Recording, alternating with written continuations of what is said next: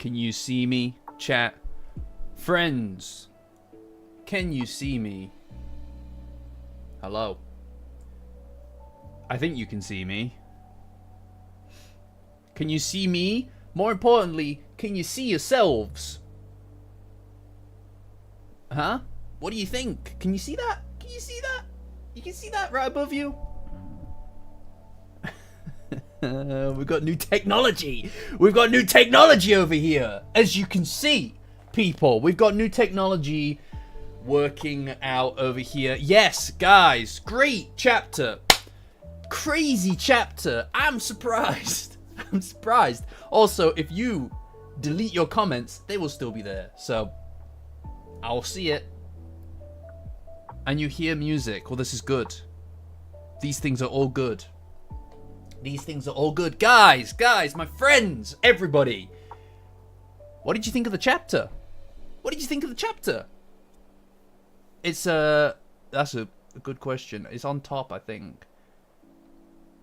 But it should, I don't know.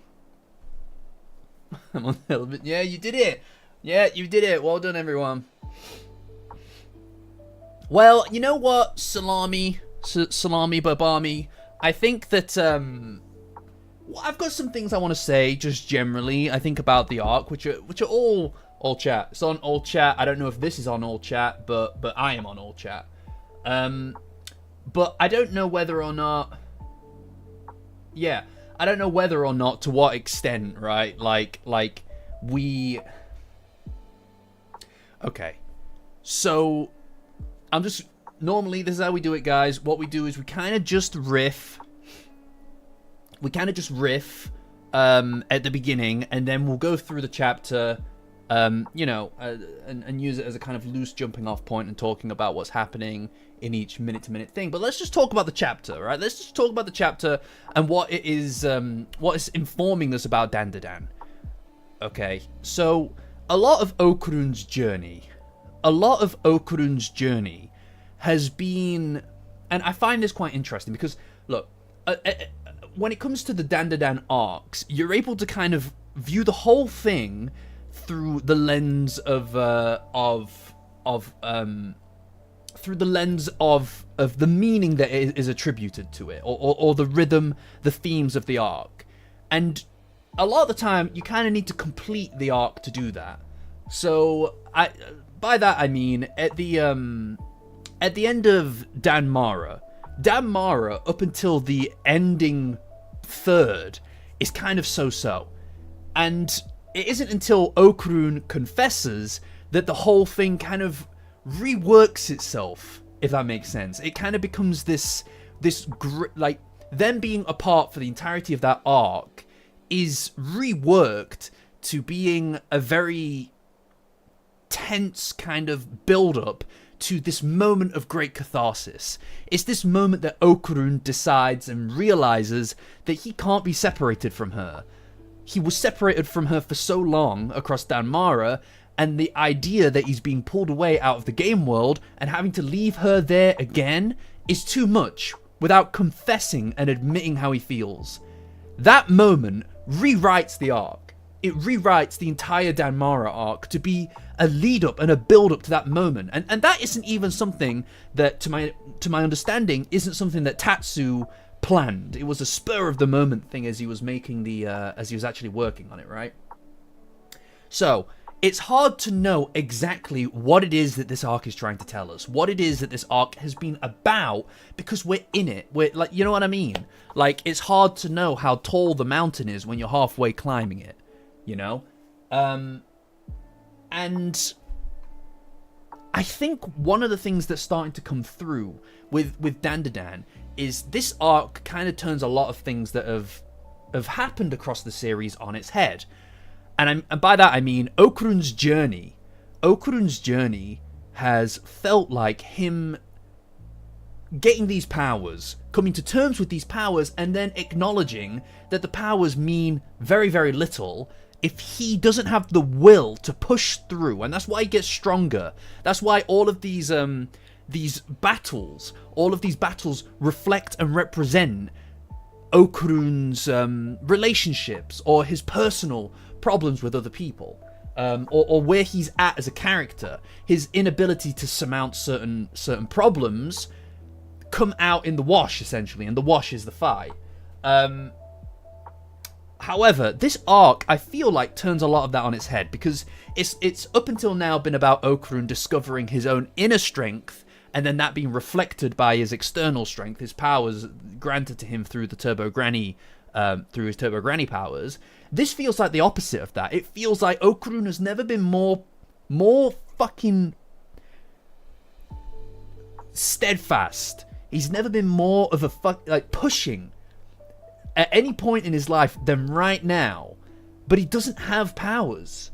And without the power to enact your will on the world, it doesn't matter how strong your kind of like strength of will is. And he has a strength of will. The guy's been fucking shot.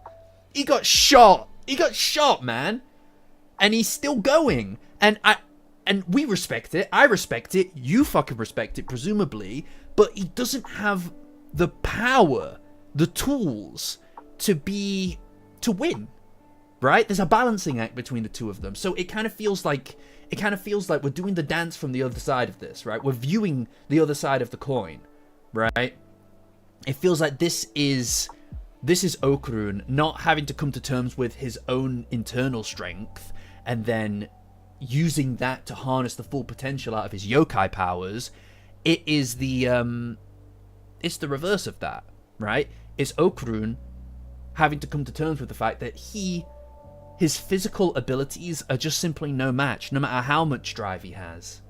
And that kind of, it feels like some of this stuff is being kind of like reflected in his character at the moment. You know, there's only so much that one guy can do, man. You know what I mean? Shannon, he'll definitely get his Turbo Granny powers back. 100%. It will happen. But I think that exploring who he is without them is quite important as well. Like, all of those really amazing traits, all of his really amazing traits are still there, right? He's still a guy who pushes. He doesn't give up, you know? Even when he's at his brink, he still pushes.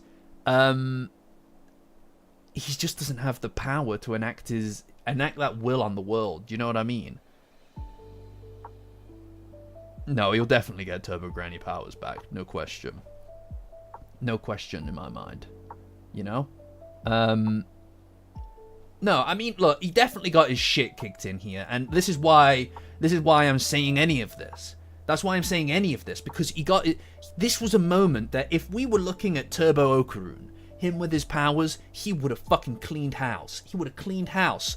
But instead, one hit and he's done. One hit and he's out, man. That's all it took. That's all it took was one fucking hit and he was done. Because he doesn't have the powers. In the same way that Momo doesn't have her powers.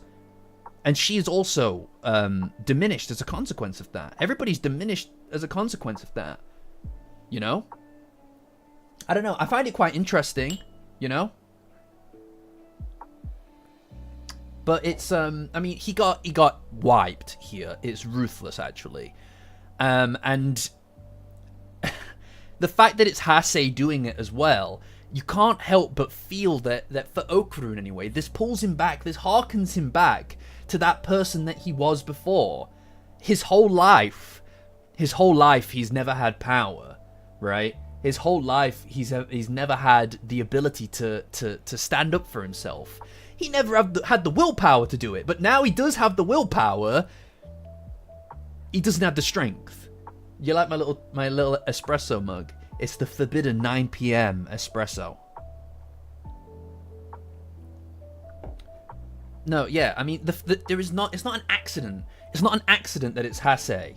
And it's not an accident that this guy, this fucking geezer, the guy who is the epitome of everyone and everything that ever put him down in life, is literally the thing that's trying to take away the one thing he cares about in life. Do you know what I mean? Like, Momo represents everything he's gained. Hasei represents everything that he's escaped in through these powers, through her, through that connection. Now he has none of these things, and he's still trying to enact his will on the world, but it doesn't fucking mean a damn thing if you don't have the power to do it. This is it. Don't bring a knife to a gunfight, effectively. It doesn't matter. And I feel for the guy, man. I feel for him. But he's so powerless, and it hurts so bad to see my boy push and push and push. That's all he's been doing, man. All he has been doing since fucking like October last year has been pushing. Man, week after week, he has been just fucking going and going and going. But it just doesn't go anywhere for him. None of it's going anywhere for him. He's just getting hurt. He's getting chopped to pieces. He got shot. He's literally been stabbed to bits in this fucking chapter. My boy is trying so hard. No less, more than when he had powers. More than when he had powers.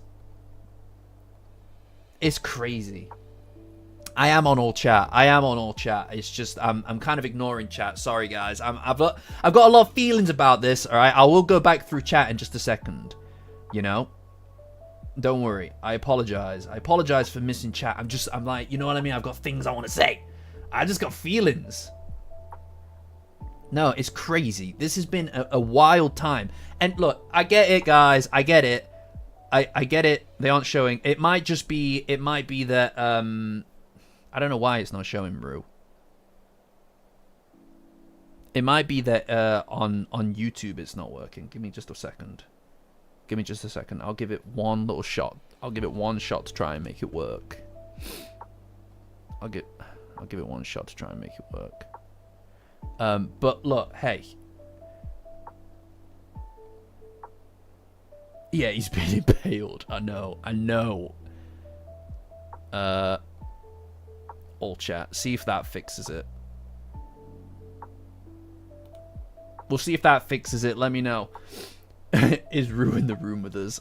No, man. I'll tell you what, though. I'm all in for this.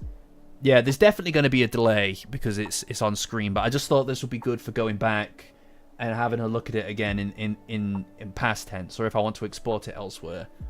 No, we can see you, Rue. Don't worry. Look, I get not feeling. I get feeling a little bit irked about the fact that the group has been kind of like knocked about a lot, right? And this is a low point. There's no denying that this is a low point for them, but I think they're bouncing back from a low of lows is going to make that eventual high just feel a little bit more earned, a little bit more powerful, and it will fucking feel good when Okurun has those powers back, man. When Okurun gets his powers back, he's going to be stronger for it. He's going to be a stronger character for it because of all the difficulty, and he's getting thrown around a lot. But this just means that when he does bounce back, he's gonna have a lot to make up for. I don't know. I mean, he is a strong guy, you know. I'm glad that you like the chat on screen. Actually, I'm glad that you like the chat on screen. I appreciate that it takes up a little bit of real estate, but it's nice to be able to see other people on here. No, it's gonna be great. Exactly. His power isn't his identity. Yes, exactly. Peter, exactly.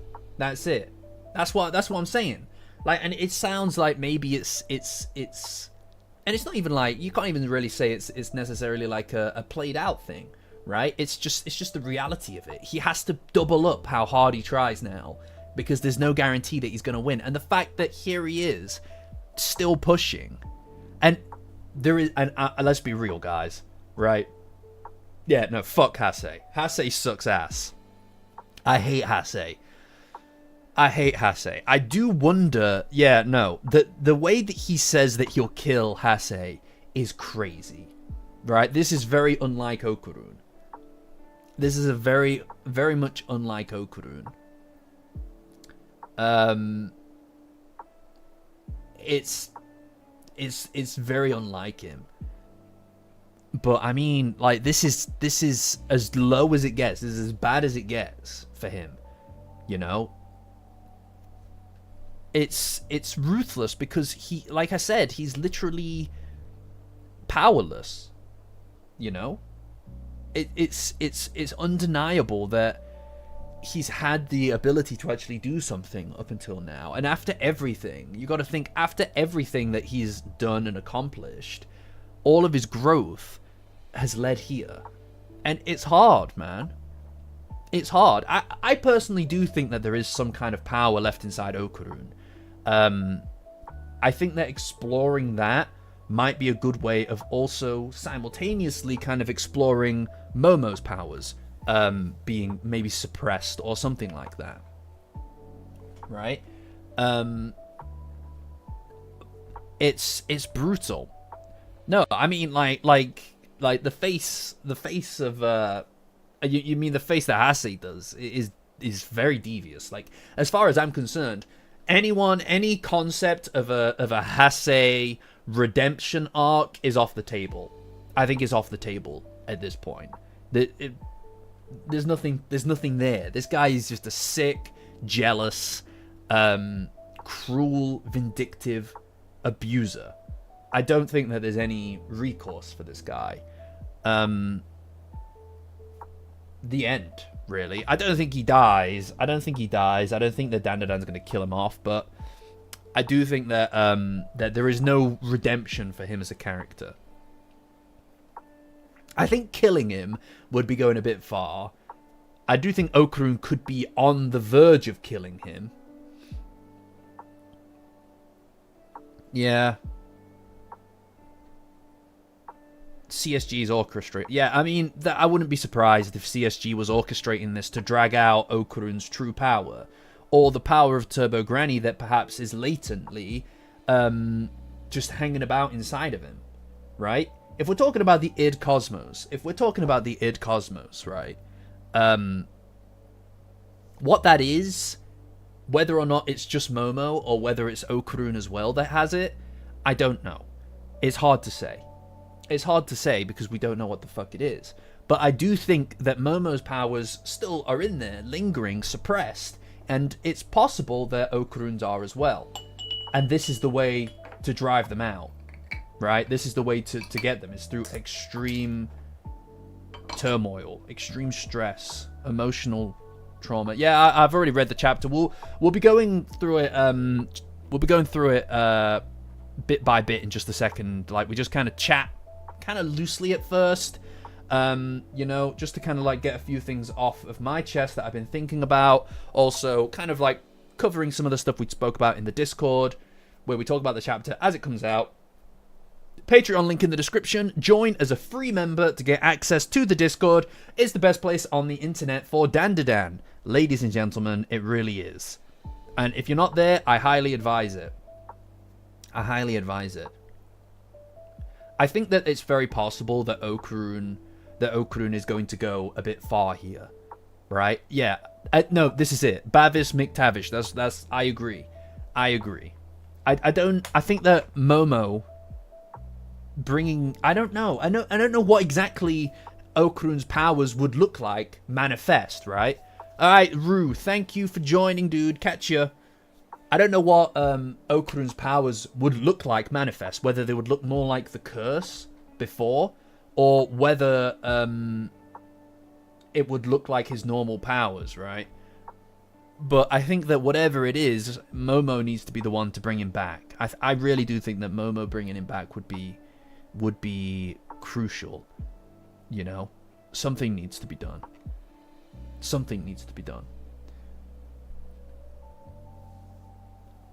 I don't know, man. Something Pinocchio. There's too many things. Every single chapter, I have more fucking questions than I do answers. And it's wild. It's wild. It's a crazy thing because it's like, I don't know what to even say. We didn't get Momo Eye yet. We didn't get it yet. Not yet. That's true. I don't even know what to say. Like, I'm so fucking excited. I'm so fucking excited for every chapter. I need more. Like this is we've gotten to the point now where I just fucking need more. I'm not coping well with not seeing the next chapter. You know what I mean? This one was ruthless. This one was ruthless. It was so fucking intense. Things have been firing on all cylinders recently. Like, really, they really have been. This has been a fucking dreadful date. This has been a dreadful date for everybody. We're going to talk about Kinta's Hero. Right, okay, how far are we? We're 20 minutes in. Okay, what we're going to do, guys, is we're going to start talking about the actual chapter now, okay? So, pinned comment, wherever it is on my screen, your screen. Pinned comment is a link to the actual thing. We'll kind of jump between it and what I'm doing here. I don't want to rely too much on the actual visuals because copyright issues, but we will be talking about it bit by bit. So if you want to follow along, that's A-okay. If you don't, then we'll just use this as a loose jumping off point, and I'll describe the scene for you. Okay. So we start off where we finished last chapter. Okurun and Momo have decided not to run away, and instead they're gonna help Yatagarasu. It has to be 30 minutes. That's crazy. You're a crazy person. No, not 30 minutes. Look, this is going to be a long one, I think. This is going to be a long one, okay? All right? No, don't. Nicholas, do not. If that was the case, I'd be furious. They've elected to help Yatagarasu fight these thugs, right? These absolute dingbats, all right? Yeah, I use that word, and I don't use it lightly, okay? Some real fart smellers rather than smart fellas, am I right? Anyway, Hase fucking runs on in and he transforms into his yokai form. I hate to say it, I really hate the guy. I think I hate this guy more than Nuglover, right? My hate for Nuglover is very much based in his humiliation. But my hate for Hase is just pure. Do you know what I mean? Like, I really hate Hase in a not funny kind of way. Yeah, I mean, Yatagarasu's got his eye on the prize, guys. I mean, come on. My guy's busy. But anyway, you can't deny that his transformation does have source to it, right? It's a good transformation, okay? I hate it. But, like, what are you going to do? What are we going to say? Okay? Yeah, exactly. And there's also a fucking porcupine. There's a porcupine here as well. I know Hase sucks. Don't worry, guys. I know. You know? Mate, Pickle, don't, because I'd do it. I'd do it. No, Toto, you're here with us whether you like it or not now. No, I fucking no, don't, because I would voice him like that. Anyone. Yeah, he's got that shit on, there's not denying it. But anyway, there's a porcupine there as well. I don't know who that guy is, but I hate him. I hate his ass too, right? Now, obviously, last week when we were speaking about this, last week, we were kind of like, oh, you know, they're together, they're fighting together, they're gonna overcome the odds together, right? Is that the woman? Oh, the porcupine is the woman, is it? Oh, right, it's Stabby Lady. Thanks, guys. But we were really of the mind that they were going to kind of like get in there and put up a fight, right? But unfortunately for us, guys, Okurun and Momo are immediately taken out. They got like taken down like in one hit. They even use this. You see this angle here. This is like the Dandadan. This is like the quintessential Dandadan got absolutely stomped. Image. Oh, it looks terrible. I just wanted to keep chat on screen. I want to keep chat on screen and not be completely thingied, but it's tough titties, guys. Sorry. But anyway, something that is worth taking note of here, right? Something that's worth taking note of here is that they're clearly trying to build this. They're kind of trying to build like a rivalry kind of thing here, I think, right? They're obviously doing the mirrored image kind of thing. You know what I mean? Like Okurun and Hase as this kind of like chiral entity. Do you know what I mean? Yeah, he has. Oh, he did the same pose as Okarun's All Out. No, you're right. I hate that a lot. Hi, Toto. I'm good. I'm good. Don't worry about me. I'm just chilling. I'm just doing my Dandadan, my Danda duty. No, don't. He did though. He pulled off a fucking sick tuck and roll. Look at him. Look at him. He wastes no time. Okarun wastes no time in just fucking back rolling into a slide. He's so cool. Oh my god, he's so cool. It's fine. I'm fine. I'm fine. All right. Anyway, so there is kind of like a what would you call it? Like a dark reflection type entity, right? He's got similar powers, right? And where Okarun has kind of managed to make friends and increase his popularity and become the person he's supposed to be through his powers and use them selflessly, this guy has used them selfishly, right? But ultimately, I think what we're seeing here is a contrast, right? A character contrast between Okarun, thematically Okarun, the person that he is, versus the person that he was, right? This is the oppression that followed him his whole life. This is the oppression that has followed him for his whole life. And it's in his face. It's in his fucking face now, trying to take away everything that he's earned. And it's that, again, as we said earlier, guys, right? It's that question of whether or not the powers are what defined him.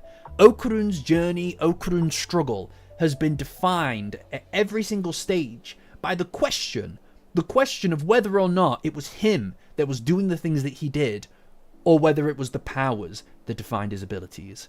And at every single stage, he's kind of shown us that it was him, right? But always through the powers. He's always done this through his powers. He's always improved himself emotionally, his willpower, his relationships, and then that has been given form through his powers, and he's been able to enact his will on the world through those powers. But here, without the powers, he still has this personality, this fucking drive, but it's harder for him to actually stand up and enact this will on the world, to make his dreams a reality, because without power you can't protect the things that you care about. That's just the reality of it. You know, you need something, and he's trying his best. And is the question again is, with all these things that he fought for, all of these things that supposedly did not define him, taken away from him, would he still follow the path?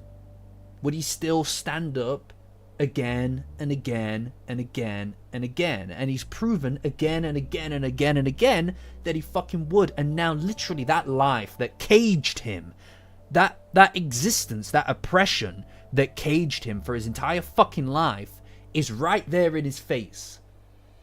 It's literally charging at him. And it like, what's even fucking crazier, guys? What is even crazier is that thing, those things that aim to put him back into the person that he was before. It literally has taken the form. It's literally taken the form of the powers that he lost. Right? It's like everything that he isn't right now. I don't know. I think that it's a really cool vibe. I think it's a very cool vibe. I think it's a very cool way of doing this. And I think that for Okarun, it's that final boss. It's that final boss for this question. I do think that after this, we're going to kind of have to get something. I do think that after all of this ordeal, maybe at the end of this sequence that we're seeing, I do think Okarun's going to have some kind of powers. You know? Yeah, exactly. No, this is it. Like, what is power? What is power? What does it mean? This is all stuff that's being asked right now. Right? Because if it was the powers, then he's fucked. If it was always about the powers, then he's fucked. Because there they are. Right? If it was about his powers, it's over, because there his powers are. Basically. Someone with very, very similar abilities as he had. And it's right there, charging at him. You know? And I think that he'll win. In the end, he'll win, because it was never about the powers. And you can't just face down all of the... And maybe Okarun and Momo can't take him on one-to-one, right? But they're more than they were back then. And they're more than just a sword. I do think that Okarun is going to have some kind of power up at the end of all of this. I just can't see it not happening. Either that, or Turbo Granny maybe will show up. We kind of... Look, frankly, everybody's after Turbo Granny's powers. Everybody's after Turbo Granny's powers, right? They're obviously very important. They're obviously more powerful than we understood. I think seeing a demonstration of that will be important here. And Turbo Granny showing up to save the day, I think would be a very powerful way of reintroducing her character. And it also gives us an opportunity to see her wipe the floor with a bunch of fucking amateurs. Because I'm going to be real with you, if Okarun had his abilities still, we wouldn't be here. We wouldn't be talking about this right now, because he would have cleared house. I want to see her use her powers as well. I think that there's got to be a thing that happens. You know? But anyway, Hase charges at Okarun and kicks him, basically goes all out on Okarun and Momo and sends them both flying. Okarun manages to recover, but Momo does not. And so she's effectively out for the count over in another area of the arena. And Okarun's shocked. Naturally, he's shocked. I mean, a lot of this is... It goes to show, for the record, it goes to show just how powerful these yokai abilities are. You know what I mean? Time dilation. Yeah, that'd be fucking dope. That'd be fucking dope. I really want to see these things happen. But I don't know, man. I just don't know. I mean, on one hand, yeah, that would be cool. But on another hand, I would like to see Okarun have a moment here. I mean, it does kind of feel like they're teeing up Okarun to kind of go through a bit of a character shift here. It feels like they're teeing him up to have a bit of a shift in his character.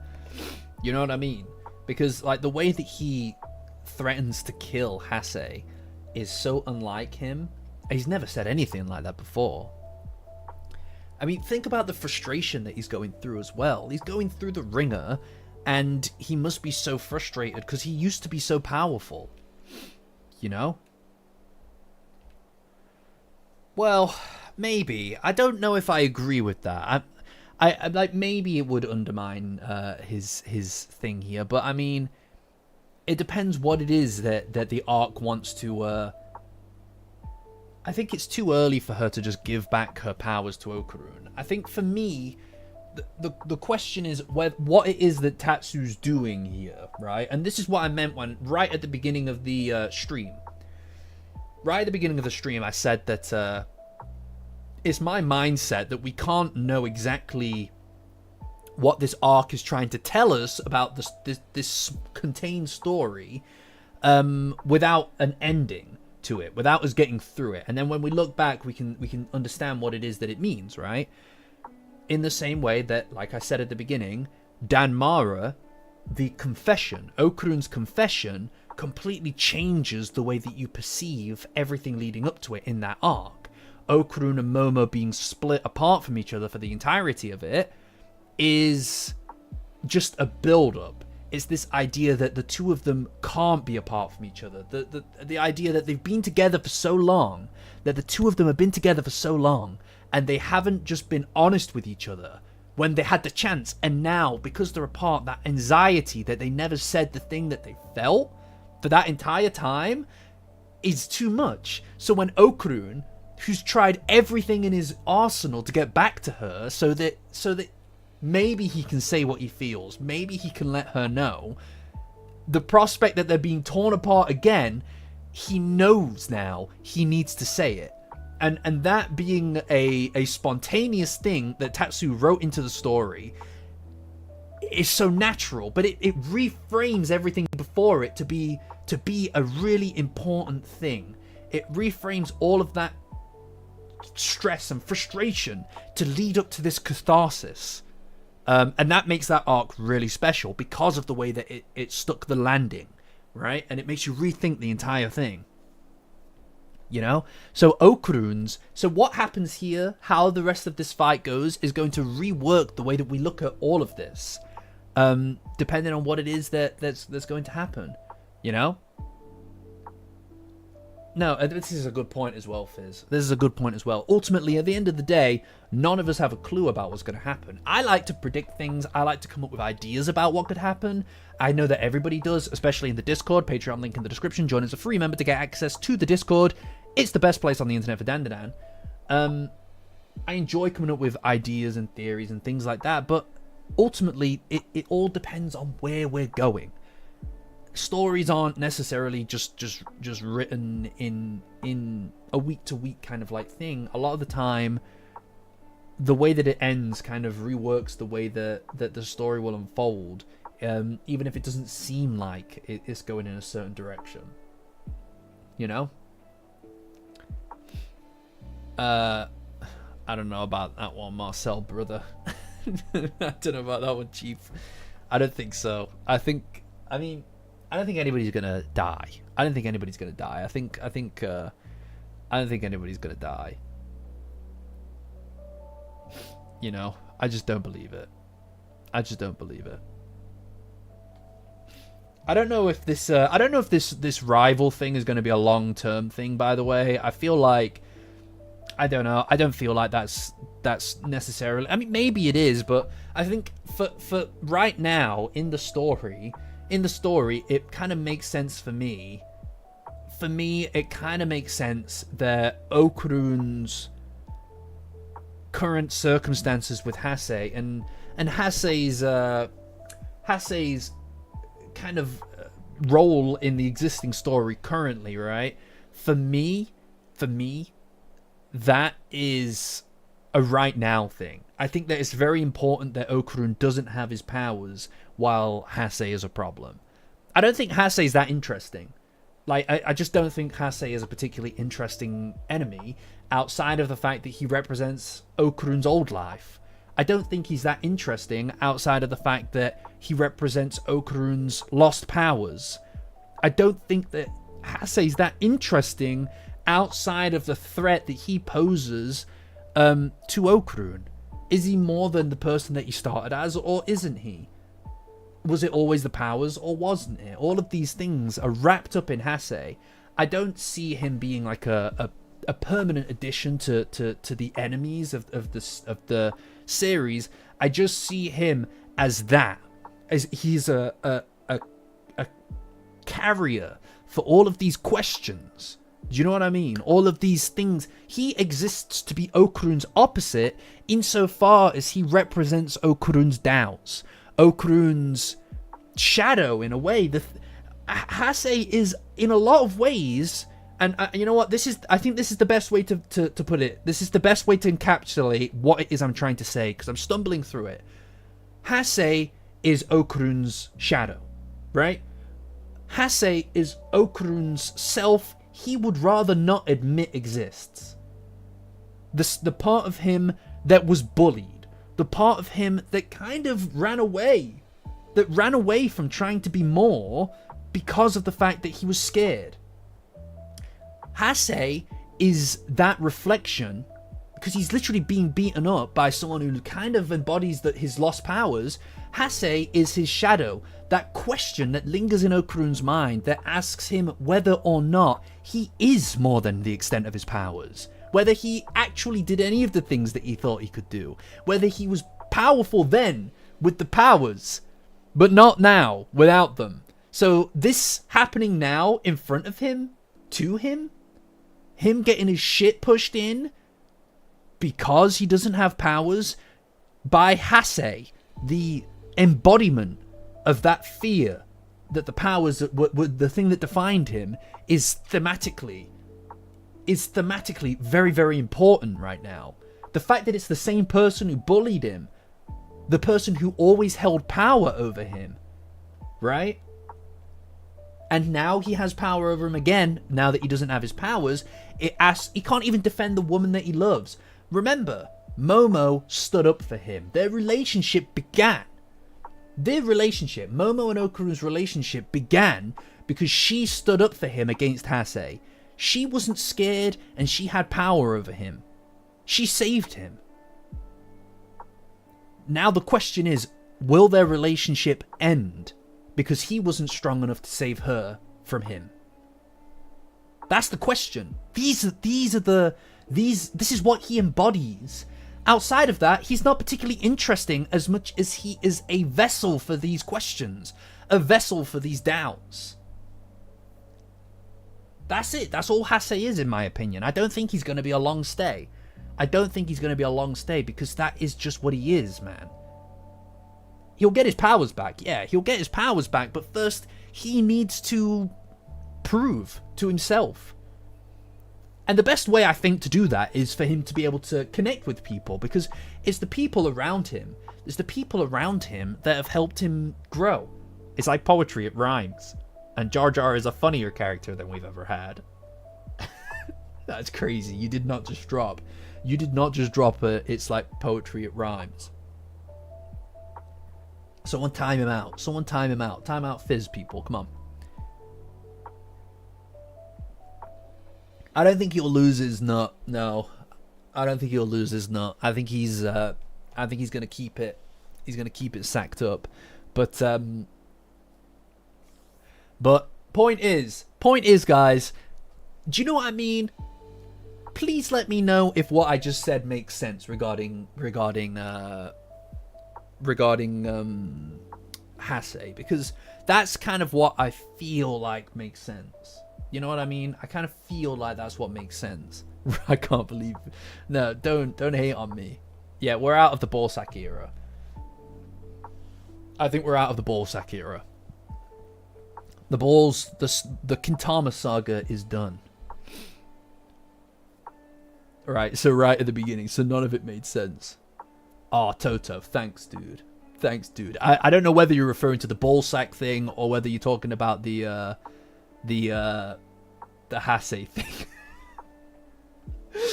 I don't know what it is, but I'll take either. I'll take either of them.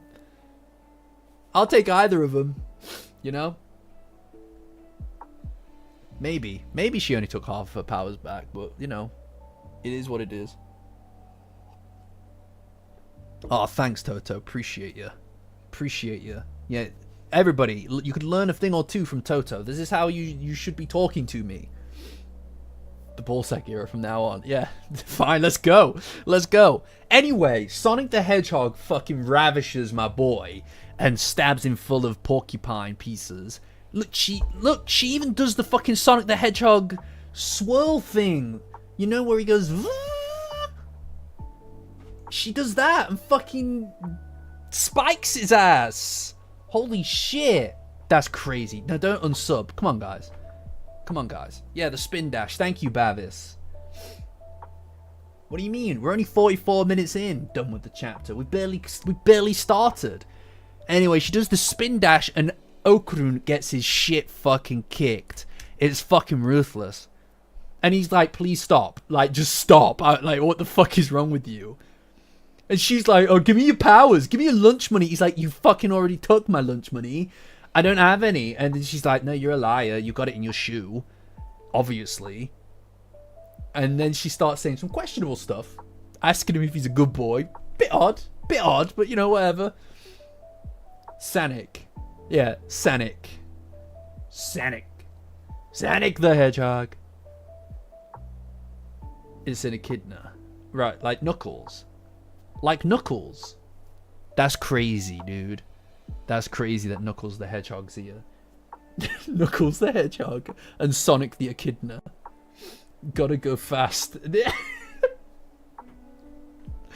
what I'm saying. Gotta go fast. There you go. That's what this should have been called. If there wasn't an emotional beat, if there wasn't an emotional beat to this, that would have been the name of the stream. Rich enemies be normal. That teenager's challenge. I know, it's crazy. It's crazy. It's crazy. I like you already know. You already know what her. If you go on her phone and go to her contact list, you already know what it looks like. Anyway, Okurun accepts defeat. Right? He's just totally willing, but he doesn't have any powers. Right? Like, this is his point. That everyone's like stabbing the fuck out of him, beating the shit out of him, and he just keeps going like, I literally don't have anything for you. I literally don't have anything for you. Right? I hate this guy so much. I hate Hase so much. Oh my god. I hate him. I hate him so much, guys. I hate him so much. That glowing stick, that's your power. He's such a fucking asshole. He's such a fucking asshole, dude. Oh my god. I hate him. I hate his ass. How does he get to beat up Okurun? He's just pissy that he got his fucking shit pushed in. He might have gone far into... Yeah, no, that's what I'm saying. No, he may... Yeah, no. No, you can't clip. You can't clip anymore. I have been freed. We are free. Anyway, he's all like, oh, you kicked the shit out of me that time. And he literally just said... He's literally saying that he's going to beat the living piss out of him after this fight. He's literally saying that he's going to beat the shit out of him because he beat him. I hate Hase so much. Oh my god. I hate him so much. I hate him so much. Because he beat him in track. Because he ran faster than him. He ran a little bit faster than he did in track. So he has to fucking kill him. What is wrong with you, dude? Remember that time that his friends sniffed his ass on the in the anime? Do you remember that, guys? If you don't remember that, we'll go find it at the end of the when we finish talking about we finish talking about the chapter. We'll go find it. Yeah, his friends sniffed his ass. Don't you remember? I proper got in a good whiff. It was crazy. It was at the end of season 2. Yeah, Brando remembers. Brando remembers. If you don't remember, then you're not a real Safety Zone Rookie fan. You're not a real fan of the Sorb. You know? Yeah, no, this is why I always strategically lose competitions. This is why I strategically lose competitions. You don't remember him sniffing his ass? That's crazy. Stick around for after the chapter, guys, and I'll show you Hase's friend sniffing his asshole. I mean, full nose to fucking, like, to rectum contact. Like, he gets a good whiff in there. It's pretty nasty. Yeah.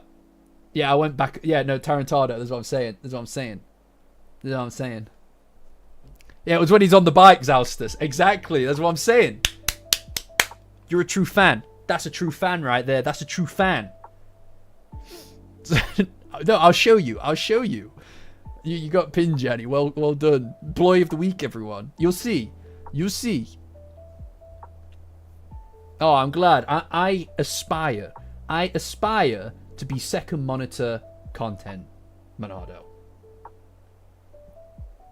You know? Yeah, I know who rides bikes tandem. I know, that's crazy. I already mentioned Brando. Oh, that's sweet.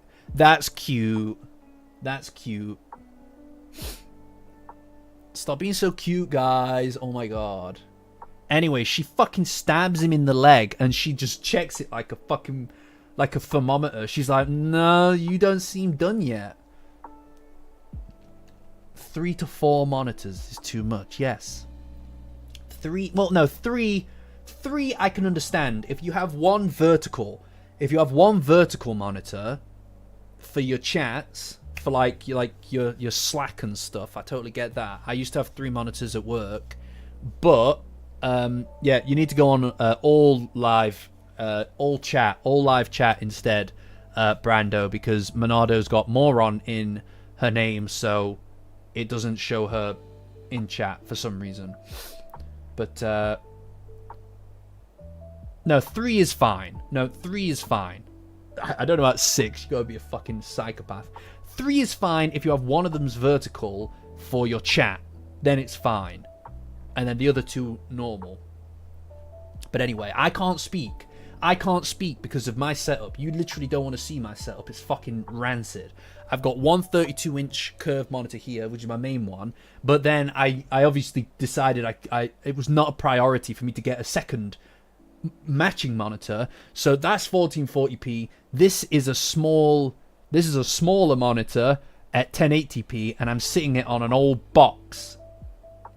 I got a professional camera, fucking lighting setup all back here. It's just this monitor. I just like this fucking microphone costs like all of the microphone setup and everything costs more than another monitor would have been. It's just like, you know what I mean?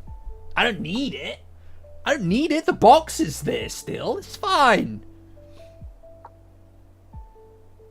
I think that Gerardo, I do think that you're right.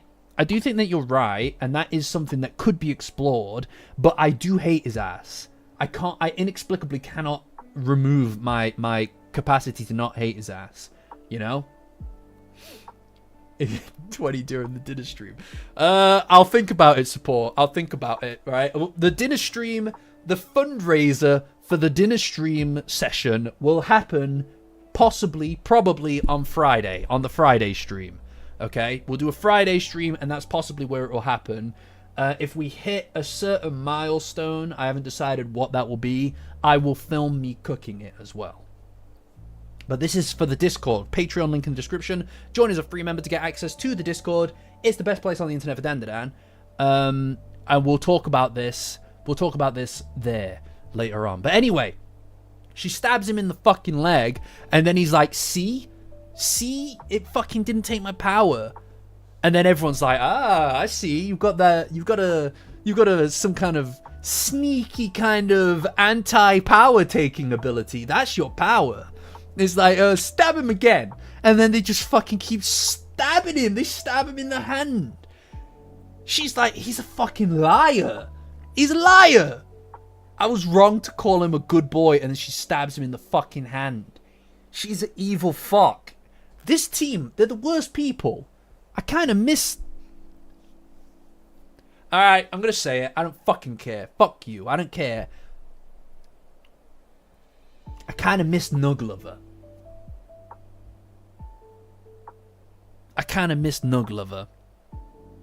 Alright? I you know what I mean? I feel like I could hate him in a very unique way. I feel like I could hate him in a different way. No, on this album. No. The way that I hated Nuglover, it's like I wanted him to be better. You know what I mean? I wanted him to stop humiliating himself. Okay? No, don't clip it. Chat, come on. Oh my god. I wanted him to stop humiliating himself. I actually wanted the best for Nuglover. If anything, the way that I treated Nuglover was I was really a good friend to him. If you think about it. I was very much a good friend to him. Because I kind of wanted him to stop humiliating himself.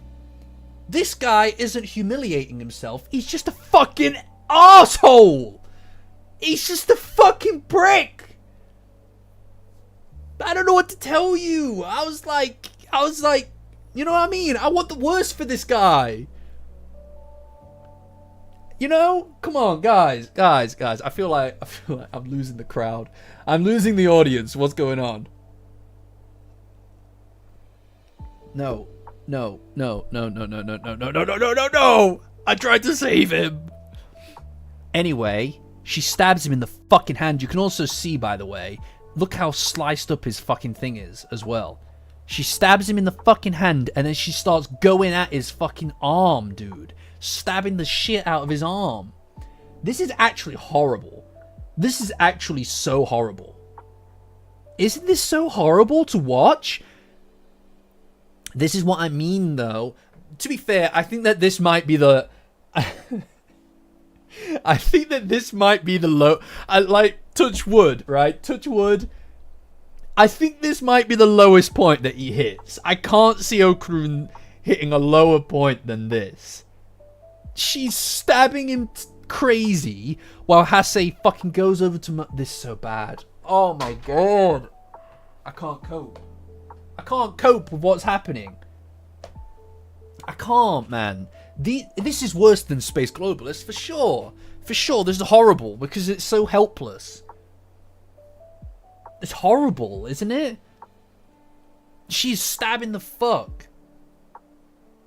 I mean, like, she's literally saying that if you don't accept defeat, then you're gonna lose your arm. Right? Like, she is... Also, for the record, this is partially why I think he is going to get his powers back, because I don't know how he fucking recovers from that shit without Queen Sensei. Right? Without Queen Sensei, I can't see him recovering from this anytime soon. That is brutal. That is horrible.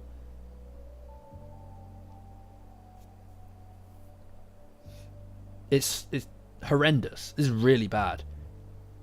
And then Hase, and this is what I mean though when I say that Hase is able to kind of get inside of his head, right? He says that it doesn't really matter what you do to Okurun because he is that guy, right? Okurun is that guy. Someone tossed him a chug jug. That's crazy. There's no time to joke. He's just like, you got to break his spirit by using something like this. I can't. This is bad, man. This is like this is the worst part of this. Is like horrible. This is so bad.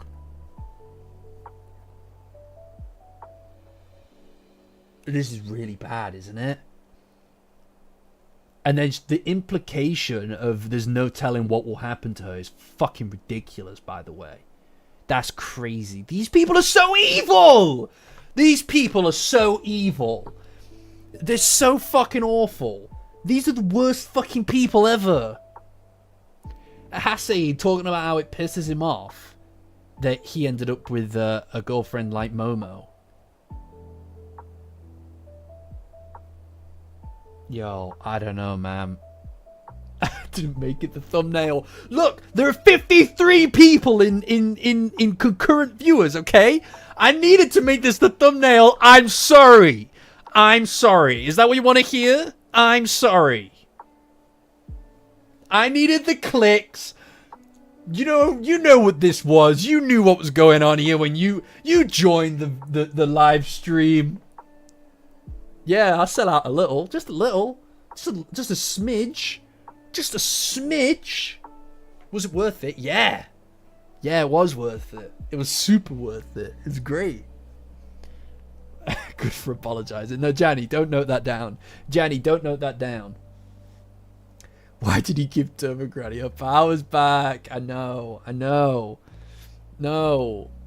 It's awful. It's dreadful.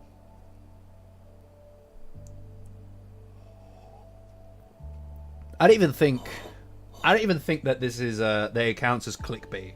I don't even think it counts as clickbait because it is literally the subject that we're talking about here today. So it's actually super not clickbait. We will now, Marcel. We will talk about the cover of the new volume when we finish with all of this. Don't worry about that. Yes. But yeah, I needed to for quite a while. Actually, when I was doing it at the end of the thumbnail, I actually discovered some new techniques for making the thumbnails actually go a bit quicker. So this was quite a big one for me, you know. Could you imagine the evil eye getting his fucking hand on this guy? Honestly, yeah, no, zero for sure. I don't think Tatsu is the kind of person to kind of like leave this shit hanging. I do think that we're going to get Hase is going to get his just desserts. There's no question in my mind about that. But this is a very brutal scene. This is rough going. This is rough going for sure. For sure. You know, I honestly, I think that Okurun might kind of lose it. He might lose himself a little bit. I can easily see that if Okarun does unlock his powers, if he does have them lingering, and I feel like he might do, but if he does have his powers lingering, I also am of the mind that it's quite possible. It's quite possible. In fact, maybe I should. No, let's see. I was trying to make the actual chat legible there for a second, but there's no point. It's quite possible that I don't know. It's quite possible that Okarun's going to absolutely stomp this guy and go too far. I could easily see Okarun kind of losing it and going too far on Hase, and Momo stepping in to kind of help him find his sanity. I mean, in a lot of ways, that is how their relationship began in the first place, right? Is that he kind of lost himself in the powers, and she helped drag him back with her powers, with her. So having that kind of like replicated here, maybe. I'm curious. He looks like this. That's fucking ridiculous. It's bad though, isn't it? This is bad. This is really bad.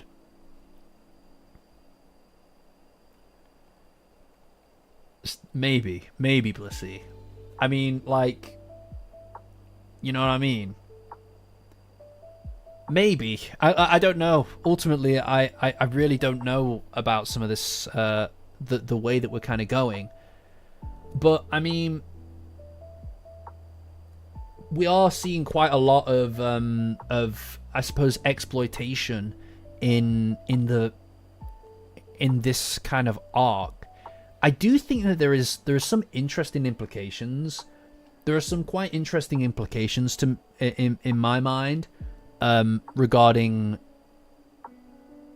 I suppose, wealth and power, right? Like, is the opulence and the people that these rich people surround themselves with, and the fact that they're able to kind of like abuse people in such fucking vulgar capacity, I do think is perhaps a bit of a statement, maybe not a statement, but perhaps a bit of insight into the way that Tatsu kind of thinks, right? I do think that the opulence on display, like the denigration of kind of what's acceptable is quite interesting, right? Like, I think that I think that the Kerr are very much a stand-in or a representation of imperialist powers, and that kind of expansionist mindset, and things like genocide, obviously. I don't think that you can ignore those parallels between them or its role in that capacity. But I think that I think here with these guys, it is perhaps a little bit more about the role that these kind of rich people are able to play in taking things from other people, as well as having complete power over them, right? Yeah, the balloon blew the whistle. Yeah, I don't know. The whistle has been fucking useless so far. Let's be real, right? It called in thingy that one time, the Kerr lady that one time, right? But then it's just, that's it, the end. So I don't know. I'm curious about the way that we're kind of going here, but it is hard to see. It is hard to see this here because, like I said, this is that reflection of the fact that he kind of like, he can't protect her from the thing that made him powerless for his whole life is making him powerless here. It's a very difficult watch. And the fact that he says that it will kill him is crazy. The fact that he says he'll kill him is absolutely wild to me. I don't know. This has been a very powerful chapter. This is a very powerful chapter. You know? And I don't know.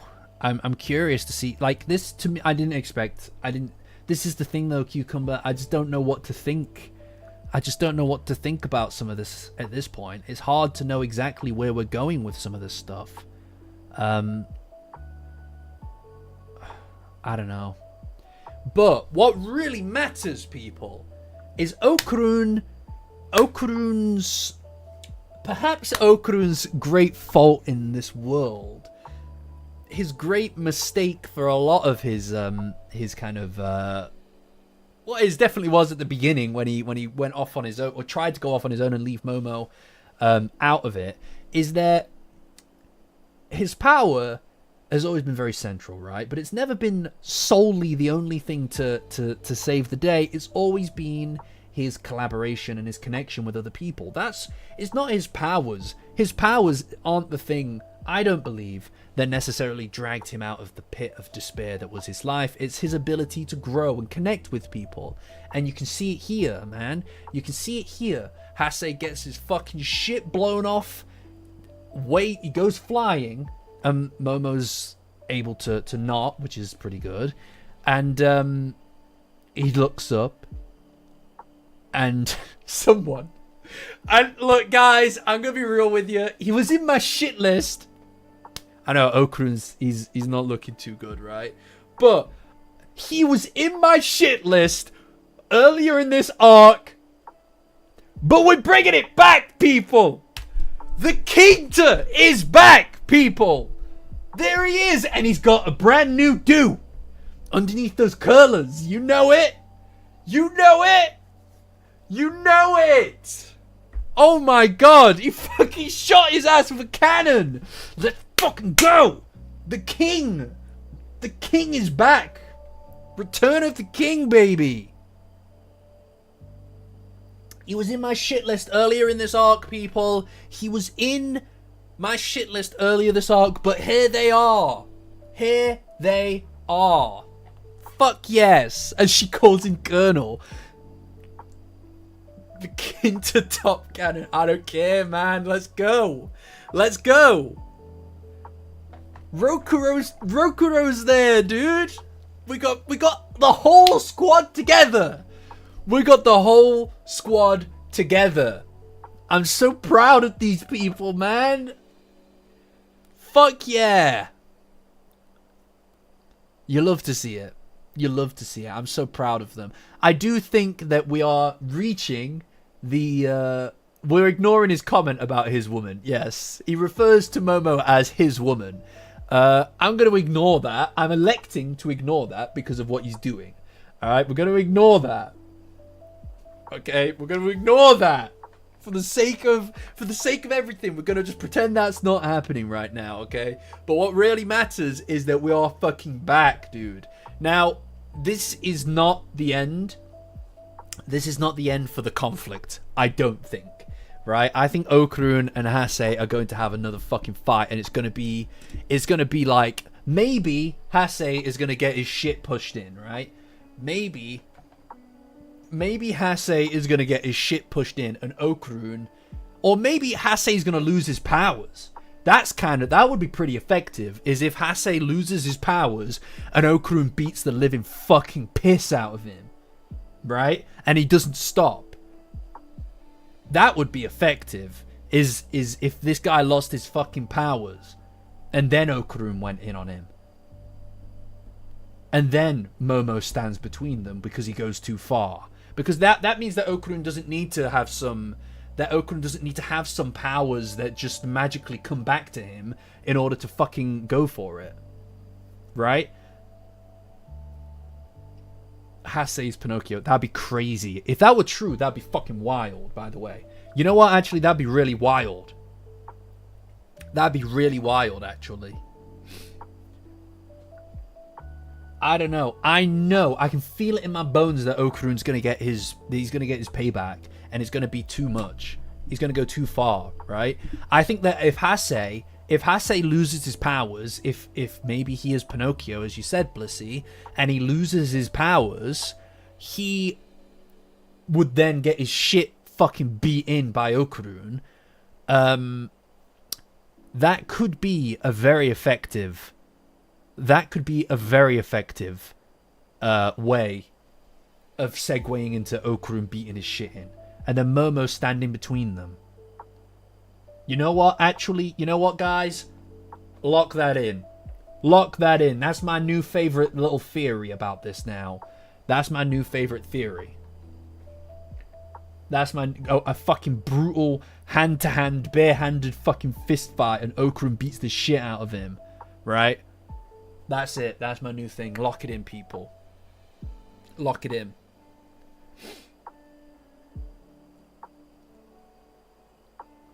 Exactly, Fizz. Exactly. Right? Because that's not Okarun. My boy wouldn't do that. When he like, that is very, it's are you going to let this guy distort who you are? Thank you, Janny. Thank you, Janny, for locking that in. Thank you for noting that. Well, I don't think that she'd protect Hase from... I don't think she'd be protecting Hase from Okarun. I think that she'd be protecting Okarun from Okarun. And I know that sounds played out. It sounds a bit cheesy, but that is what it is. This is not... He's not the kind of guy who will beat someone to death. He's just not. He's just not. You know? You know? Oh, I yeah, Okarun would have... Yeah. Some people just gotta go, guys! That's crazy. That's crazy. No, but this is my new favorite thing. Yeah. And just lose it. That's what I'm thinking, Skelly B. That's what I'm thinking. But like, again, like I said, he goes too far and Momo steps in to protect him. Maybe she just hugs him to stop him. I don't know, dude. I don't know. But the idea... There is something very compelling about the idea that this person who represents Okarun's shadow, all of the things that he refuses to acknowledge in himself, this person who represents all of those things he refuses to acknowledge in himself, he then has power over and is effectively beating despite the fact that he has already been defeated. It feels like embracing those dark traits, embracing those elements of himself, becoming the thing that he literally stands against, the thing that he's not supposed to be, man. Like, the idea that he stands against, that he's embracing these things in order to beat him down, in order to become like him in a way, is compelling. From a writing perspective, it's the complete opposite of what Okarun normally is. Okarun's supposed to rise above that kind of stuff. And Momo stepping in to stop him shows, you know what I mean? Shows that there is a defining element for him. There is a reason for him to not become like that. And that's her. That's what I think. That's what I'd like. You know? That's a good point as well, Fizz. That's a really good point as well, Fizz. I like that. I like the way... You know what, Fizz? I like the way you think. That's really interesting. It is very much like that. It's very much like that. That's very interesting. But that's my current attached to way that this is going to play out. Now, worth acknowledging, people. I don't think I've been right once. I've been right about Big Momo Day, and that's it. I was right about Big Momo Day, and that's about it. Okay? So don't take it as gospel. I promise you I'll be wrong. But it's nice to think about. It's nice to think about. Exactly how easy it is to become the monster. Exactly. Exactly. Ah, man. Gatsby's finally admitting it. No, I've changed my mind. I'm actually right about everything. I've changed my mind. I'm actually right about everything. I've never been wrong once in my life. That was half right. It was basically right. It was basically right. Also, I like to think that, like, day one, right? It's not Blissmas yet. It's not Blissmas yet. Blissmas has not shown up yet, Brando. Blissmas is when I say Blissmas is, okay? Okay? But I would like to say that when the amnesia stuff showed up day one, right? The first thing that we spoke about, that first stream after the amnesia came up, is that we said that it'd be very good to use it as the opportunity to revisit and explore their love again and the parallels that come with it. This is something that we spoke about mostly, and this is provable. You can prove all of this stuff because I made a video about it. There was a video about it that came out in like fucking November last year where we spoke about these things. So what are you gonna do? You were right about the kiss this chapter, but it was a monkey paw. It was a monkey paw. I do not encourage you to make more theories about this thing, Sarah, because you've done damage. And I'll be real, you did a lot of damage, a lot of psychic damage here.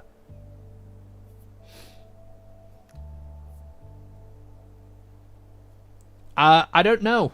I don't know, Danielle. I don't know, Daniel.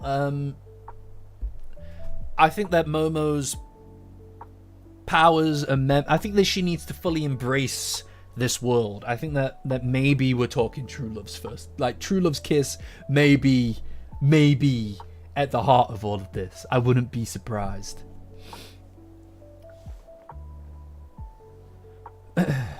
No, I mean, Sky, I hear what you mean, but I don't know if I necessarily think it's overplayed. I mean, a lot of Dandadan's story beats aren't exactly the most unique. It's just like they do what is somewhat conventional at times very, very well.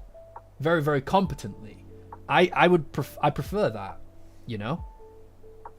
I think that's really important. Wow, Nev. Genius. Yeah, you know what? Actually, saying that now it has to happen, you've undermined it. Now it's not going to happen. Currently, Tatsu's deleting that chapter. I don't think any of us foresaw how crazy it would get. No, you're right. What was that? What is that? What is that? Sent 20 joules. I don't even know what that is. What is that? 6-7. No, don't. Oh no. Are we still doing the 6-7 thing? Oh my god. I can't believe you're using joules. I love that.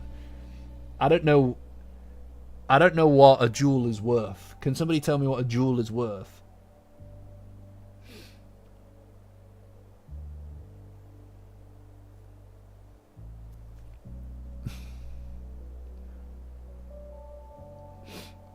Star for 2. I don't know what a jewel is worth. Yeah, I mean, this is very much wrapped up in kisses. This is very much wrapped up in kissing. Like, I do think that maybe that is the thing that's going to, that kind of is going to change the dynamic, right? Momo's powers, I think, are probably locked behind that, and it is a little bit that is a little bit you know, whatever you'd say, right? Like, I think that is kind of the thing that's going to bring back her powers, possibly, right? It would be very fairy tale-esque, wouldn't it? If Hasei's powers get stolen, maybe. I mean, human dynamo, very possible. It's very possible. That would be very dark. That would be a dark timeline, wouldn't it? Where Okurun's like literally the reflection of this guy. Sentry. What is this? What? How? So if I what? How much is a ruby? What's a ruby? What is this shit? I don't even fucking understand it. YouTube confuses me so much, man. He'd have to yield though. Yeah, if he beats the shit out of him. I don't know. Maybe. We'll see. We'll see how things turn out, right? But all I know, I don't know. People just keep sending me jewels and I don't know what it's worth. I don't know what it's worth. Am I getting money from these? Should I celebrate or not? Should I celebrate? Very good, Zoustus. Very good. Right. No, that was good though. Look, this was a very good chapter. All over, this was a great chapter. I very much enjoyed it. And I thank you all for experiencing the chapter as well. You know? Because, for me, anyway, like, I really enjoy this. Mondays are good now, right? Every jewel is worth 1 ruby. So, I get jewels and rubies. So, you gave me a few... I don't know what any of this means. Yeah, this has been a good chapter. This has been a good chapter, and I'm glad I'm glad that we could all experience it together and start handing out rubies to each other, because I hate this. I was, you know, normally guys, I quit at one point. That's crazy. Normally I will do a whole kind of like segue into talking about, into kind of like saying thanks to the Yokai Power users, those of you who are supporting the channel on Patreon or on YouTube. The highest tier, guys, fucking crazy. You're all crazy. But it also is very inspiring to me to keep making stuff. Recently, I've got multiple ideas that I'm trying to work on right now to kind of produce content, more and more and more content. And I feel driven. Right? So you guys who are doing that, I appreciate it immensely. However, I just looked at the names, and Sarah has named herself my dad's best friend. So that's what I'm gonna have to say in the read. You know what I mean? I'm just gonna say it. I'm just gonna do the names now, because I feel like the sanctity of it, the purity of it is gone. You know? So that's 720, Charles Grousington, Dandadan, 5th Gram, Jersey Backy, Mother Support, my dad's best friend. Orbis 6565, Princess Jellies, Princess Toaster, Queen Blissycat, Quinton Tarantado, Zero, Tim Kai, and the forever extraordinary Princess Bigly Pickle. That's not, I don't know. No, that's it. I saw it. No, I saw it. I saw it. I saw it. I already saw it beforehand. Sorry, but you got so many princesses. I know, Jenny. Oh my god. I know. Royal Arc success. I hate it. I hate it so much. Right, let's see if I can find that fucking clip. Let me see if I can find that clip. God, where the fuck are all my files? Right, hold on. Let me find this the anime. The Dandadan. There it is. Does anybody remember? Was it the last episode? Was it the last episode where they sniff butts? Where they sniff each other's butts? Is that it? It's the Kinto episode. No, it's the one where he stands up, isn't it? After being knocked down. When he... Oh, there it is. There it is. Right. ChatGPT. Grok it. ChatGPT it. Right, guys. Here it is. Alright, you ready? Okay, this is his boy. This is his guy. This is his guy right here. And this is Hase. Everybody's least favorite guy. Okay? Now, I'm telling you, he sniffs his butt. Look, wait.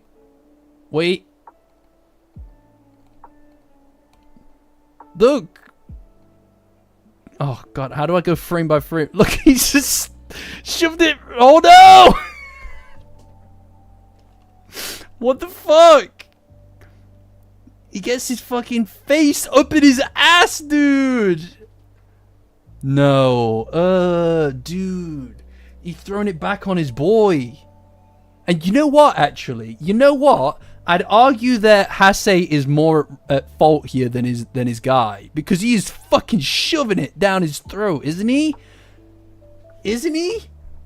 That's fucking rancid, my dude. That is gross.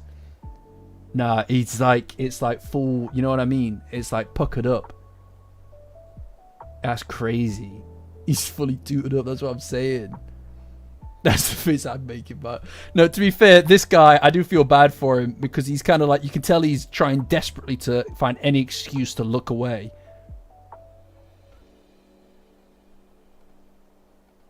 Do you see how evil he was there? Look at him, wait, hold on.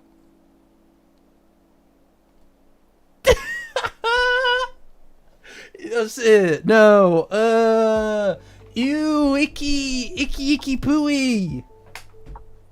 And he's got his fucking arse right up his fucking nose, dude. That's crazy. Nah, he's fully arched it for him as well. You know? Yeah, no, those big...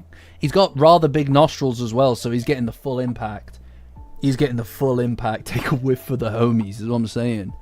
Is what I'm saying. It's stinky pooey, dude.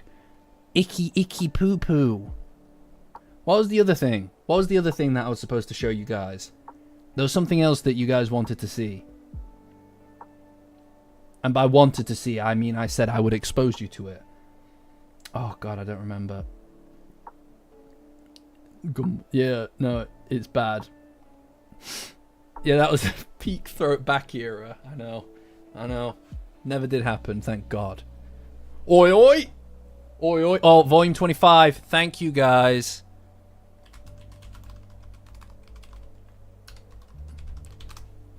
Let's have a little looky-loo. Let's have a bloody... That is fucking fire. That is hot fire right there. Holy shit. Is there a better version of it? Is there a better version of it?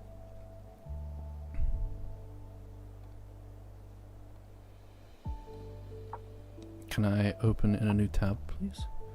Does anybody have a high quality version of this? Manga channel. Manga channel. Oh god damn it. How far back? There it is.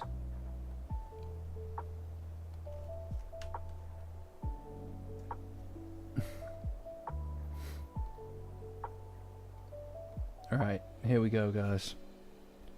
This is like fire. This is fucking fire. This is fire.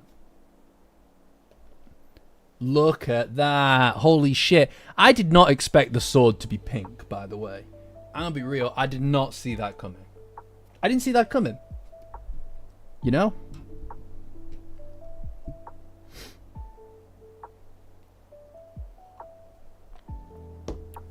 Yeah, his eyes are quite interesting. Hold on.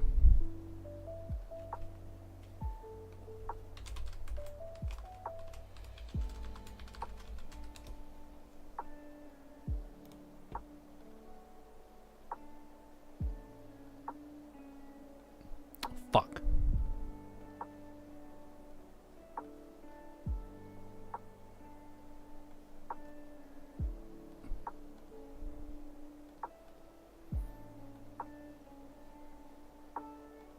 They're kind of similar colours.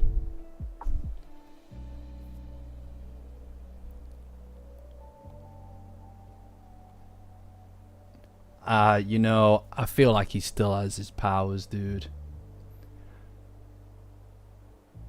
Yeah, I mean, I don't see the sword being pink, personally. Like, I think that... I mean, I made it kind of like a kind of... teal in order to kind of match Momo's abilities, but like, you know, it makes you wonder though to what extent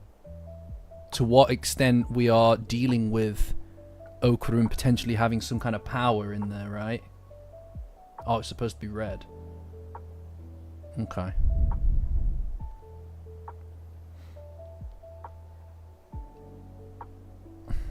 Interesting. Look at this fucking YouTube fucking thumbnail. What the fuck is this? What the fuck is this, dude? I hate YouTube. I hate YouTube so much. What the fuck, dude? That's crazy. I've never seen anything like that. No.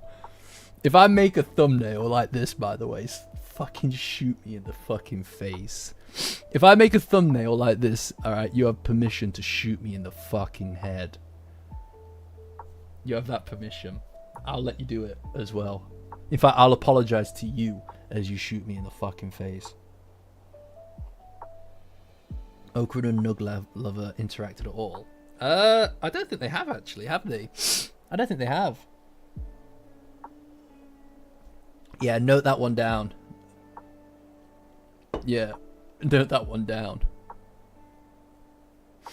Yeah. No, I mean, I suppose you could do worse, couldn't you? You could just say, like, instead of this, you could then, or even keep that and then big red thing, like red circle on him, and then just says, he rizzed her up. That's what it would say. Rizzlord. Or make the title, Okrune's insane Riz powers. There you go. That's it. That's all I'm saying. That's like the logic of it, innit? Pretty good, eh? Pretty good. I could be a slop tuber. I could be a slop tuber. You know? It'd be really easy, actually.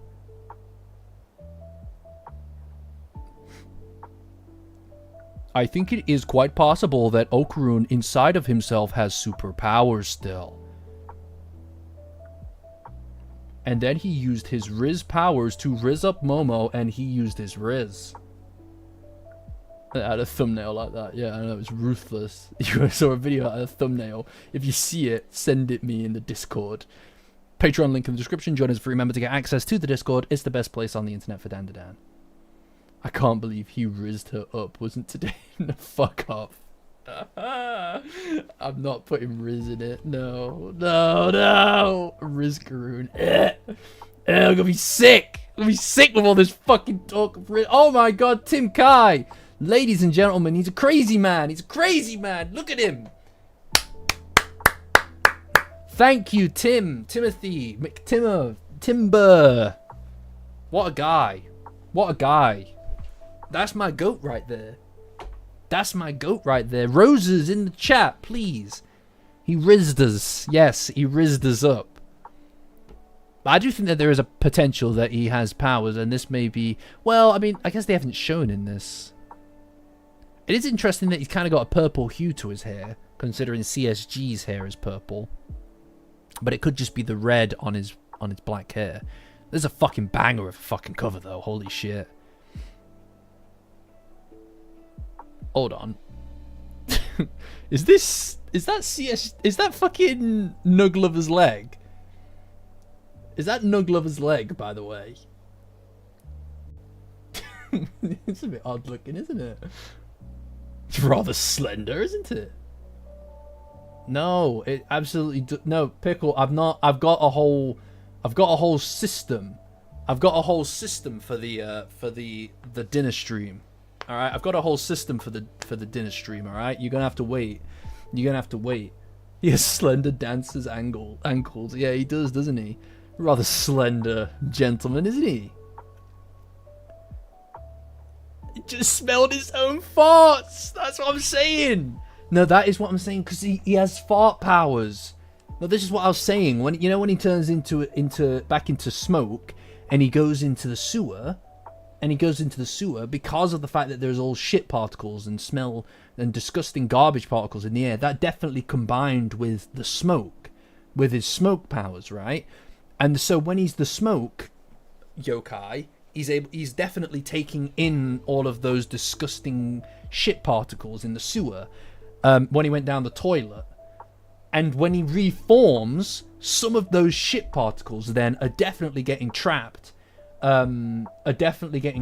Inside of his actual physical body, you know. So he is actually a proper shitlord. Like genuinely, it makes sense, right? It makes sense for him to have other people's shit trapped in between like the various different particles in his body, partially made up of other people's shit. You know what I mean? It has to be. It has to be. It just makes sense. Yeah, we're talking about Dandadan. This is very important. This is a high quality, highbrow conversation about Dandadan. Now, it definitely happened as well. It definitely happened too. No, but this is a great cover. I'm a big fan of this. This is very nice.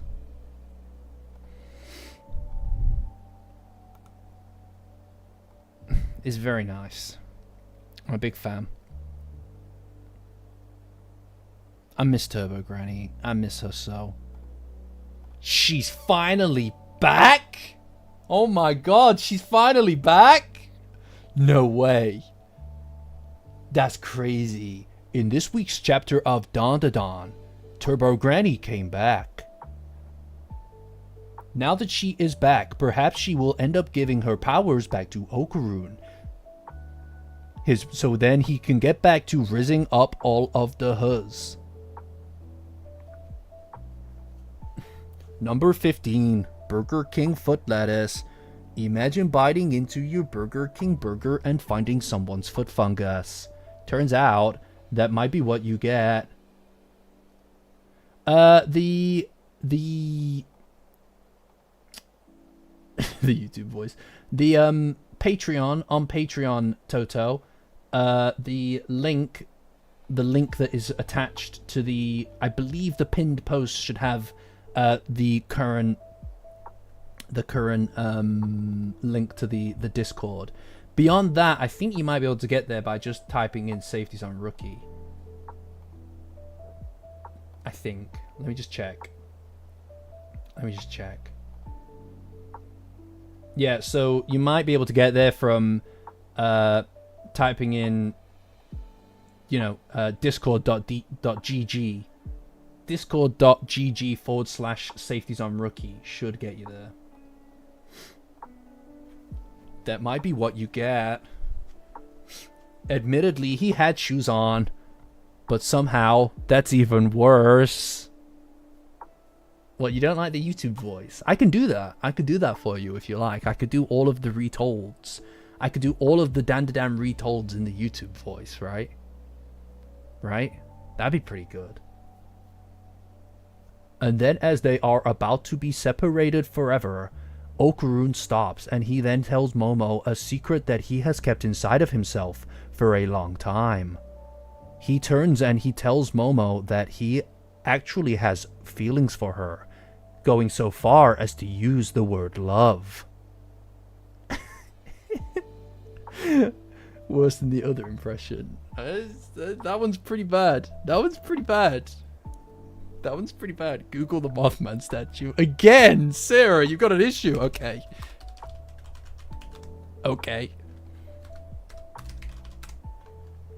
Yo! Damn! Look at that shit, son! Holy shit! You can't go cycling with him. If he tried to pull the Hasse on the bike with you, mature content, ooh la la. If he tried to pull the Hasse on the bike with you, he'd just fucking knock you off, dude. You get fucking knocked off. Did you like that, Gerardo? I'm very pleased. I found him in the manga and he was kicked up. What? When? I don't remember seeing this. It's the third worst thing that you've ever seen. Like, that's very specific. We'd go blind. That's what I'm saying. It's for the best that he's not in the manga because it's too much. I need to see this statue. I really need to see this statue. I feel like I could do a stream from the statue. What do you think? Where is it? Where is it located? Where is the Mothman statue located? West Virginia.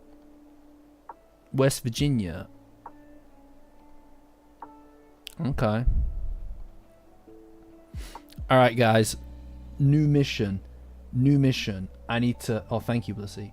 I need to get to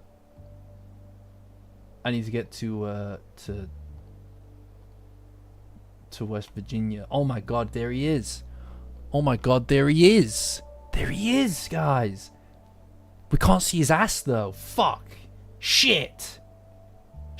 Fuck. Yeah, people shove coins up his ass. I don't know what to tell you. It's like they put money in there. Look at him. Damn, girl. Damn, girl. You shit with that ass? Oh, what the fuck? That's crazy. Enhance. That's crazy. Bookies. What's a Bookies? Oh, is that fucking petrol station? Dude? What is wrong with you? It's just a fucking... It's like a big Costco, isn't it? It's like a shopping... It's like a fucking... Car park fucking... Costco. It's not... Is it? It's like a big fucking, like, you know what I mean? It's like a petrol station that sells other stuff, like pastries, I guess, and TVs or something. The big Tesco. Big Tesco. Don't compare it to the sacred Big Tesco, thank you very much. Big Tesco very rarely smells like petrol. No, I will it though? Right, okay, we'll fucking look at... What? How is it? What is it? Is this it? Bookies? I'm sorry, but does that not look horrible? I'm sorry, but is that not the most horrible thing you've ever seen in your life? You're crazy. I'm sorry, but this is a crazy thing. I've never seen anything so fucking hideous. That is horrible. What the fuck? No. No way. That's awful. It's fucking horrible, dude. What? No. This is it? This is your god? Your poultry god that you cling to? What did they sell? What did he sell here? Is it... What is it? A beaver? It just looks like a shop. It looks like a fucking TK Maxx. It looks like a fucking... It looks like a... what do you call it? That... This is your god. That's what I'm saying. It looks like a, Home Bargains. It looks like a fucking Home Bargains inside, dude. Why is... Nah, come on, man. Nah, I'm sorry, but... That's crazy. That's crazy. They call it TJ Maxx. That's fucking absurd. What's the fucking... There's a fucking petrol station. There's a petrol station in the UK that is, there's a classic. What is it? You go... Oh, what is it? It's the, what is it? I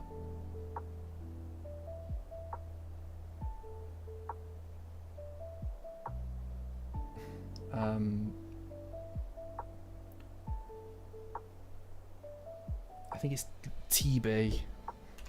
This is our legendary... This is our legendary one. Our legendary stop off is the T-Bay. The T-Bay Motor Services. It's a little farmer's market that you go to.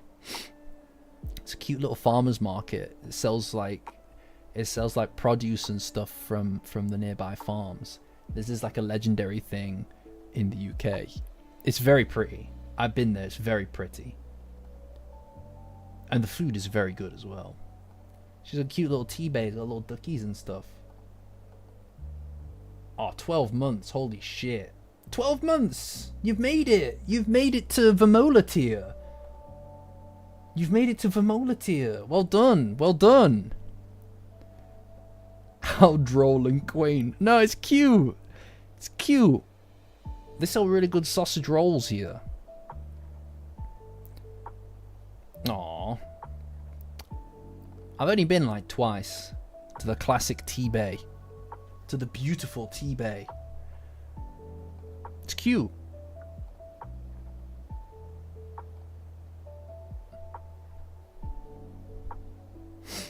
I mean... Hey, little duckies.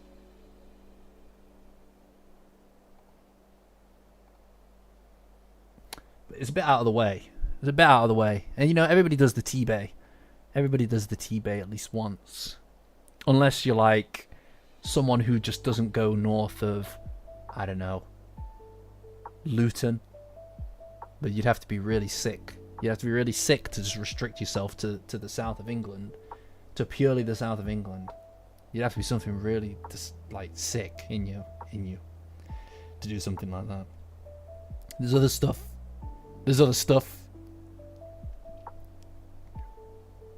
My jabs. We do have rabies. We do have rabies. Oh, Orbis. 18 months. Holy fuck, by the way. That's crazy. 18 months is absurd. 18 months is absurd. That's crazy.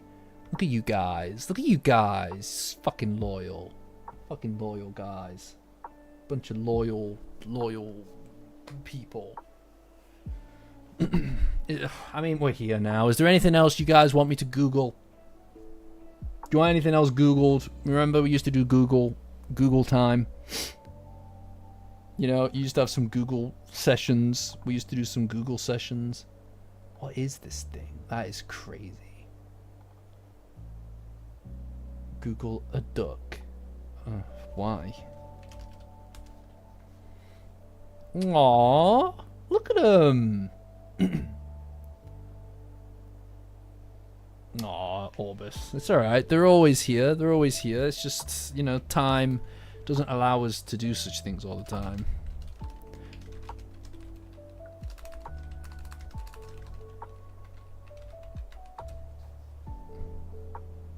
Oh, this is a real thing then.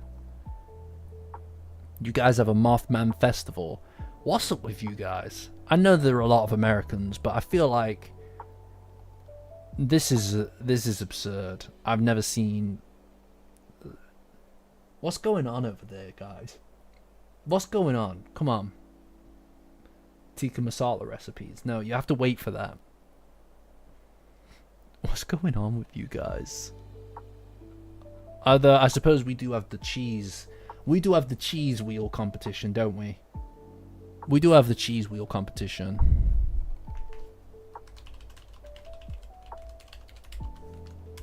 This is our culture. This is British culture, right? I'll show you. Yeah. Come on, fuck off. You'll love this. You'll love this. So basically what happens is you all have to chase the cheese down the hill. You chase the rolling cheese down the hill.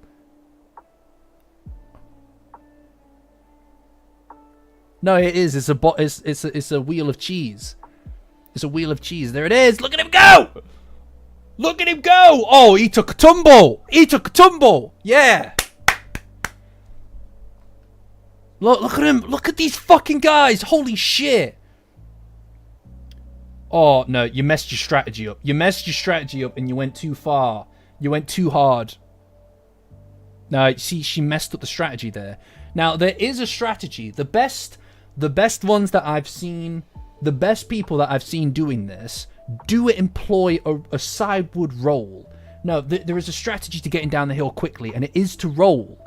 But if you let yourself get into a tailspin, you're toast. You're gonna get hurt. You're gonna get hurt, and you're not gonna get your wheel of cheese.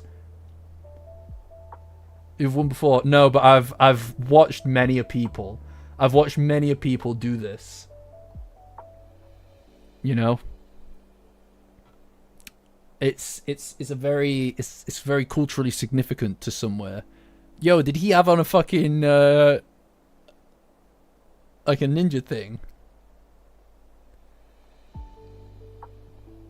Yeah, I don't know who they are, but that's just that's culture.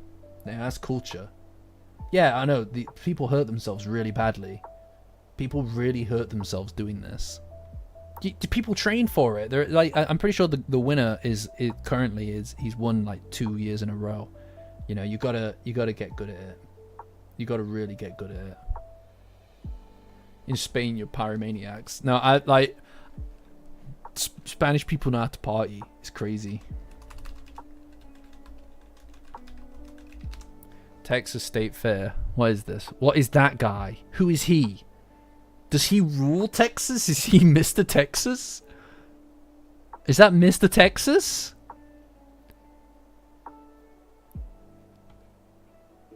Mr. Texas? They win the cheese. I feel like I'm explaining this perfectly and you're not getting it. They win the wheel of cheese. They get a wheel of cheese. You know? Hiding for 10 jewels. What is this shit? Does it have to tell me that you're sending 10 jewels every time? He rules Texas, does he? He rules Texas. Yo. The county fair.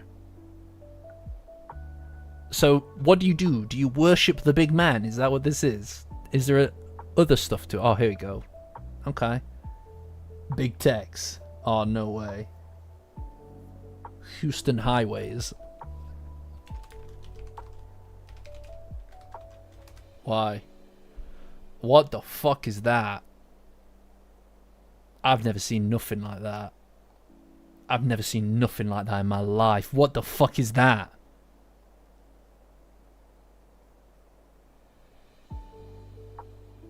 What the fuck is this? What the fuck?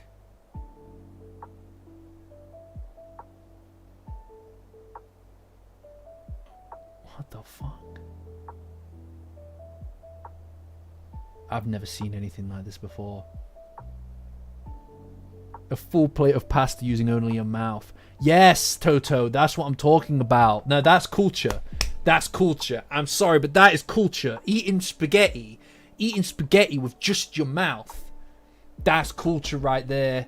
Holy fuck. I love that, Toto. Big fan. Is 6, 7 or 8? No, I don't like that. I don't like that. You guys really love your fucking motorways. You love your motorways, don't you?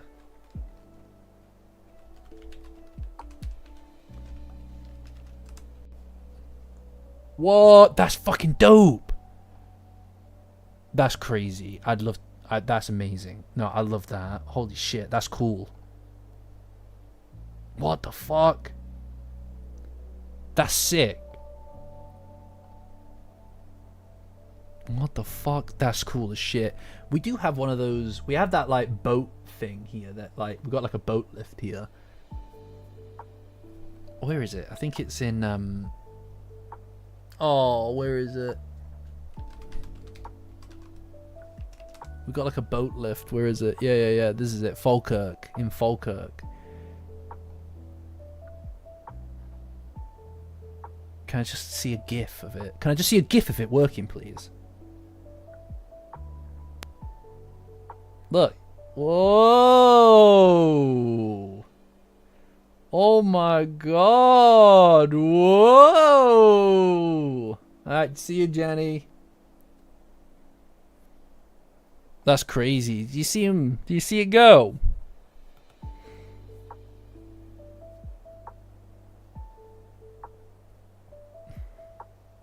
Abusive relationship with highways, yeah, I know. No, you can't. You have to go north for that. That guy's teleporting. Did you see him go? Did you see him go? That was sick. Come on. Love unseen beneath the clear night sky. What is that?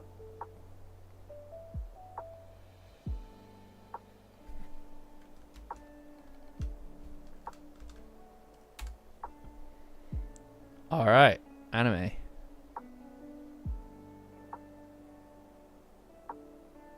I'll look into it. I'll look into it. Thank you for the suggestion. I'll look into it. I don't normally watch much anime, admittedly. I'm quite limited with my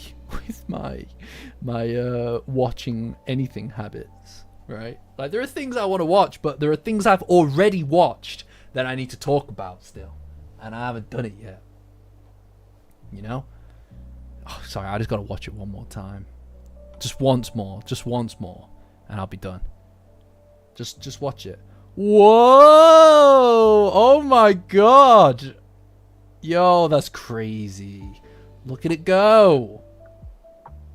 Yeah, I've seen Ghost Stories. It's great. Ghost Stories, the fucking dub is amazing. That was fucking sick. I loved that. That was so good. A video of the causeway at night.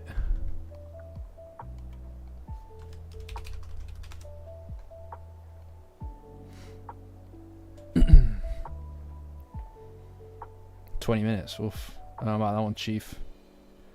Oh, what? Look at this lo-fi fucking video. This is the kind of shit. This is the kind of shit that you just slap on like some fucking lo-fi track and then release it on YouTube. And then you release it on YouTube. You're done. You've done it. My Dandadan origin story. What do you mean? Do you mean like why did I Why did I watch it initially?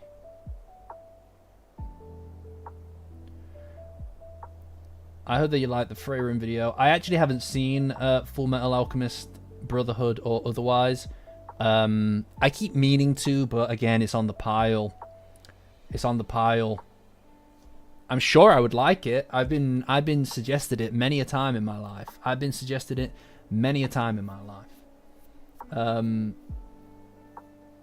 Yeah, no, Ghost Stories is great. Yeah. No, I've read a bit about why the dub is like that. It's crazy. I had a whole deep dive into it not long back, actually. This year, actually. You know? It's a pile in the room with us. Yeah, no. No, yeah, so there's a there's basically Peter. I was on I was just browsing Netflix. Right? I was horribly unemployed at the time. And had been for many months at this point. And I was browsing Netflix, and I remember seeing that it was a clip of it, right? That bit where they're arguing, where Momo and Okurun are arguing in episode 1. It autoplayed, and there's that moment in it where Momo presses her face together like that when they're arguing, and I was like, that's cute as shit, dude. That looks fun. So I slapped it on. I watched, I think at that point it was up to episode 3. I think it was up to episode 3 at the time. So I watched that and I was like, well, this is fucking, I don't know what it was, but it tweaked something in my brain. So I was like, I can't really wait. I'll just read it all. And so I just went and read the entire thing in a day. I read all of it in a day, and I just kept rereading it over and over because it was in there like a fucking brain worm. And at the time I had released like I was trying to kind of like get into a creative kind of jive, right? Like I'm gonna be real, I was a bit depressed at the time.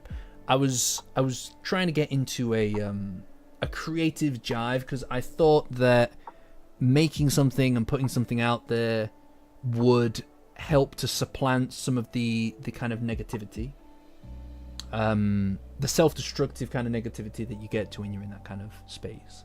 So I thought making something, putting something out there would kind of create a good ripple, you know, and it reminds you not just that you've even if you can't find something, you can't find work, you can't find whatever, that you can make something, complete something, release that, and then connect with people, especially when you're quite in an isolated spot. I've not really been I've never been much of a lingering kind of person, right? I tend to be quite good at regulating my own feelings.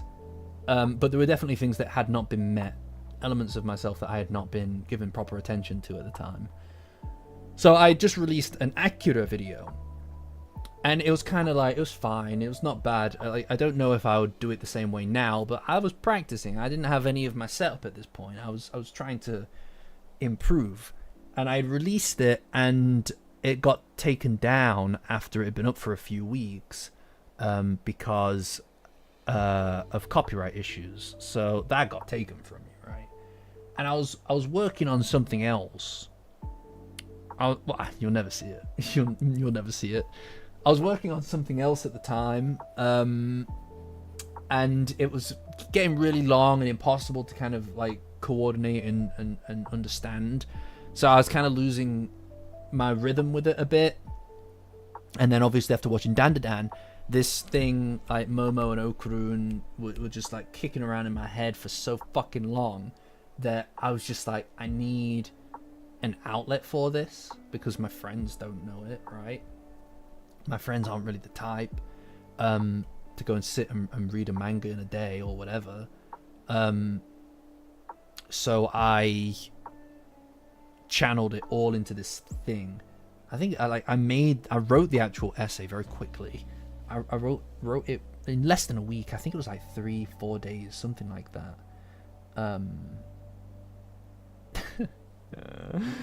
I just had a lot to say about it, and it really did feel like electricity writing it. It just felt so fucking right to talk about. And I've obviously like edited it and released the actual video, and it did well. It did really well. I'm very proud of that video. You know, like if there's one thing left over from my existence, that video is enough. You know? Yeah. Well, and this is another thing actually, support, is that you see other people kind of like latch on, jump on board, and take a chance to kind of like, you know, jump into the community to enjoy the time in the Discord and things like that. And then they all kind of have their own mini journeys themselves. They meet people, they make friends, in some cases, you know, beyond that. And it's like all of that just comes from such a negative thing. Do you know what I mean? Like, you're in such a negative place, but that thing that you try to make, like that ripple, does exist. It does exist, and the impact that it can have is far-reaching beyond even just you. It can help other people, or help people know how to help themselves is a better way of phrasing it, right? Because you decided to fucking sit and you thought that someone pulled a cute facial expression in a Netflix thing, like on just a preview of a show. That's enough at times. You can't anticipate the way that the world will respond to such things. The video is The Chaotic Beauty of Momo no Kurun's Love. It's like the first one. No, there's Cowboy Bebop, and then there's that. So very early in the channel. I'm glad that you like the Love Triangles one, Nev. I actually quite like the Love Triangles video as well, because it was so the Love Triangles video was so kind of off the cuff. It's a bit different than other stuff, but I'm glad that you like that as well. Every video, look, I mean, like, obviously that first video I'm very, very proud of, right? But that every video that I put out, I want it to be my best thing. Do you know what I mean? Like now at this point, I think that a lot of the content that I put out is always better than the last in certain ways.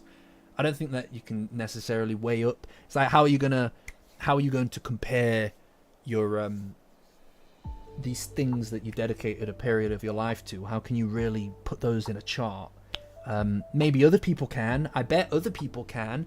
I can't, because of how much of my time I put into them, right? The Space Globalist arc video doesn't have as many views compared to the Chaotic Beauty video, or even the moment Momo I Say Fell in Love video, right? Like, it doesn't have that same pull, but it came at a very personal drive for me. It took a lot to get that video because I was very unwell at the time, and it's a very long video, and it has to flow in a way that I needed it to flow. And because of that video, despite the fact that it's not as popular as some of the other ones, is very special to me, you know?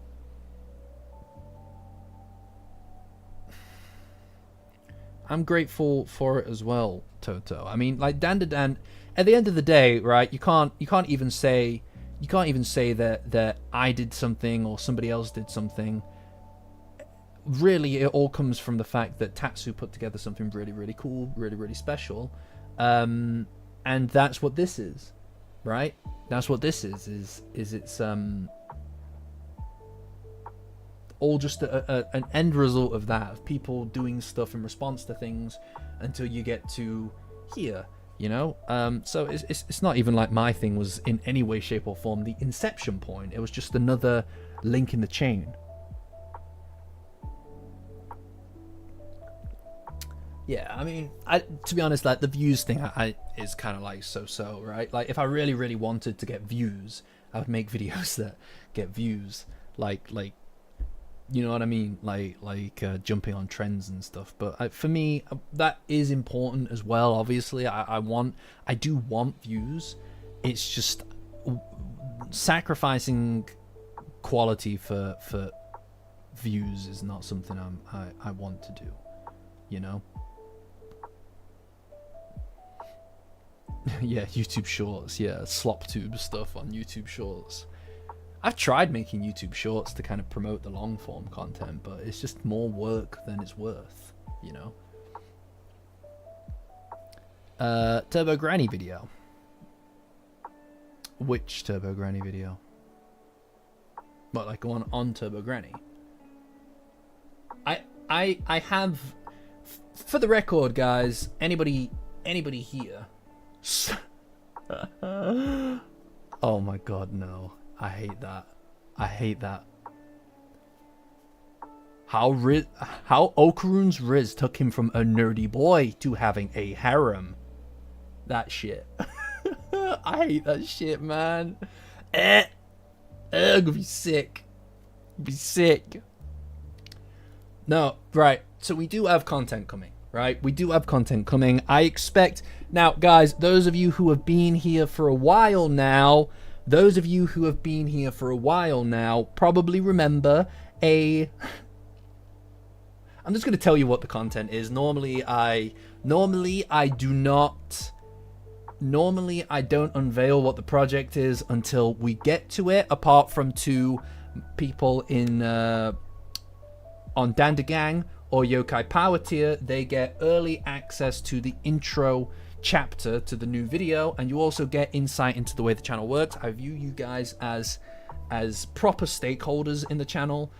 So for me to show off what it is that I'm working on is important to me. But you know if the link works. Okay. Well, hold on. I'm just going to grab that link. I don't even care at this point because I'm pretty confident that we have a good can I not just get the whole fucking link from here? Sorry, 1 second, guys. Let me just grab the link. And I know that I'm kind of like...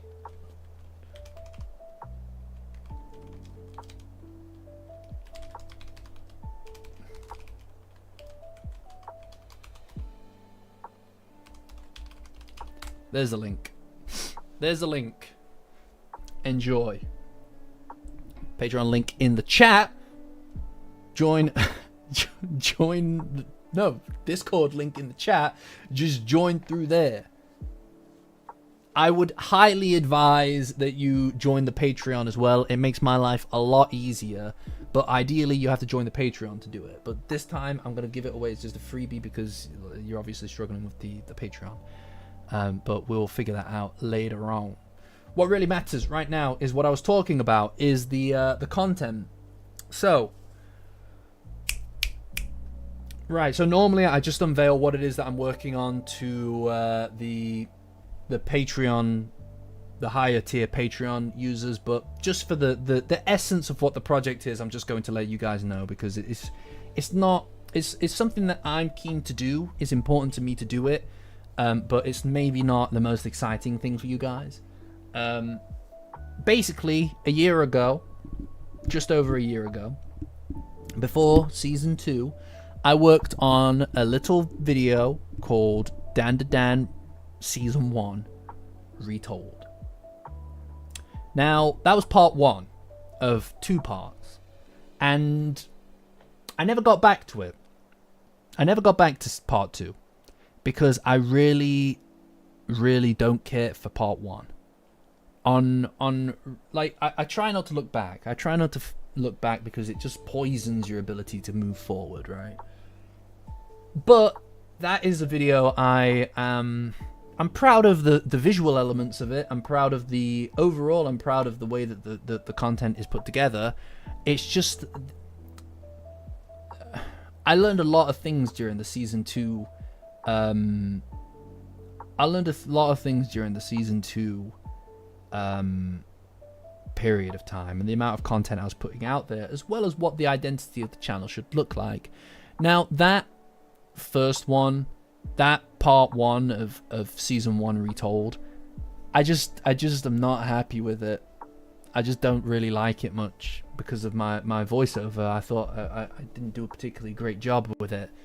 And it's a shame because I think the video has a lot in there, and it stopped me from going back and progressing that project as well as other projects. I roadblocked myself with it because I just wanted to not look at it anymore. I just didn't want to think about it.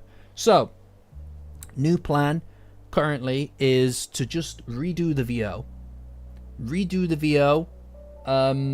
and re-upload the video, not as season 1 retold, but as Turbo Granny arc, as Acro Silky arc retold, and then also the retold for Serpo arc as well. Yeah, no, this is it. The actual content is fine, Gerardo, and I appreciate that you liked it. I really do. So, thank you. It's just I personally have projects. I have things that I want to do that are being slowed down. Things that are getting slowed down by the fact that we're where we are with it. That I don't like it. So I'm just revoicing it, and I'm going to re-upload them as their own things, and I'm going to pause, unlist the old one, and then we're just going to have Turbo Granny arc retold. We're going to have Acro Silky arc retold, and then we're going to have the Serpo arc retold videos. Now, I agree. I agree with you, Monardo. Normally, I do not chase perfection in this way. I normally don't obsess over the little details. I try to just move forward. But trust me when I say that it gets in the way of certain... It's the opportunity, guys, and this is a really exciting thing for me as well. It gives us the opportunity to... It gives us the opportunity to kind of... to go back through to do a premiere for it as well, right? What's up? The stream's dead. Is the stream dead? It says it's fine on my end.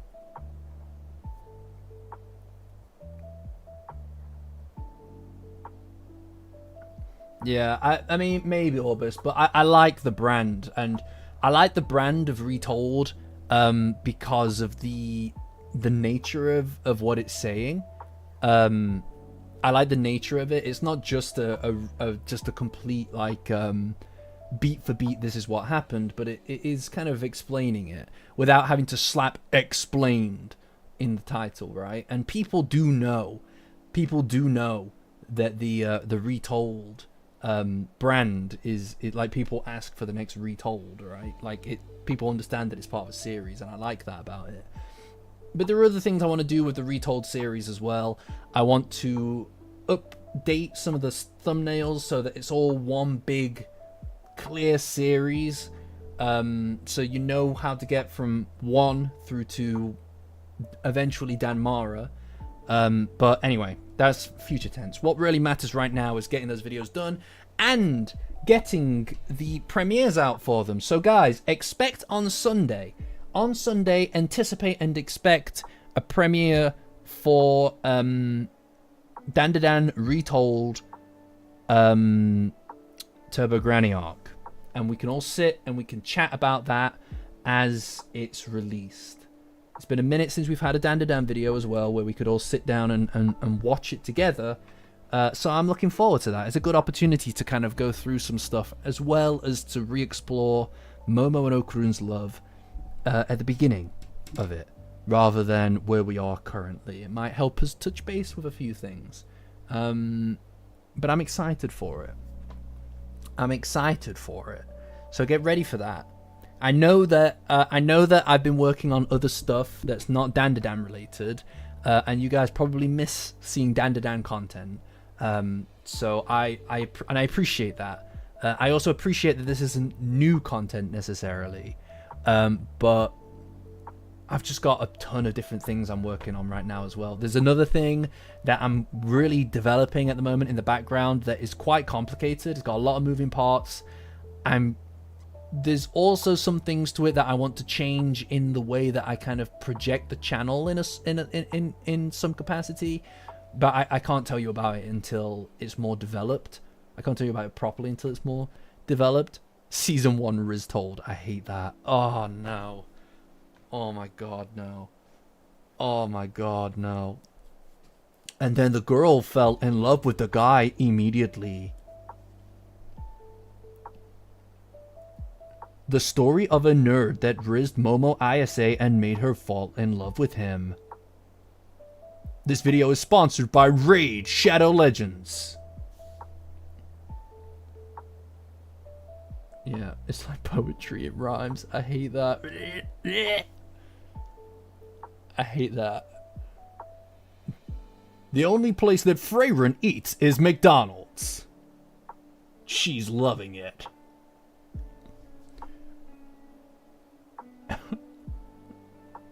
35% Riz. Oh, what? Gerardo, thank you. Thank you, Gerardo. Absolute legend. Thank you. I appreciate that you guys are here each week. Also, for the record, those of you who are in the Discord already know that I'm making a few changes, guys.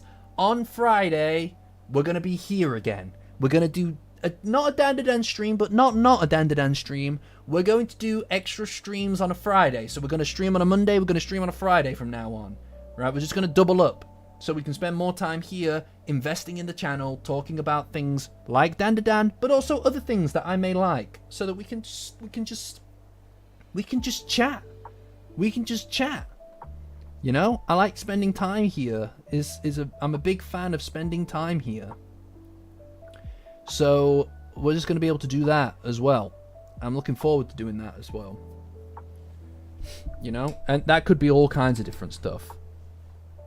That could be all kinds of different stuff.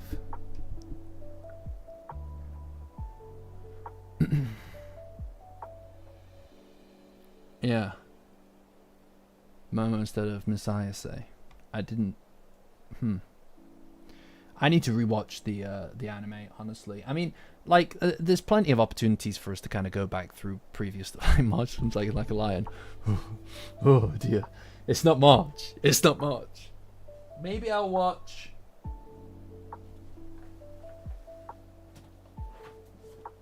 Maybe I'll watch Your Name.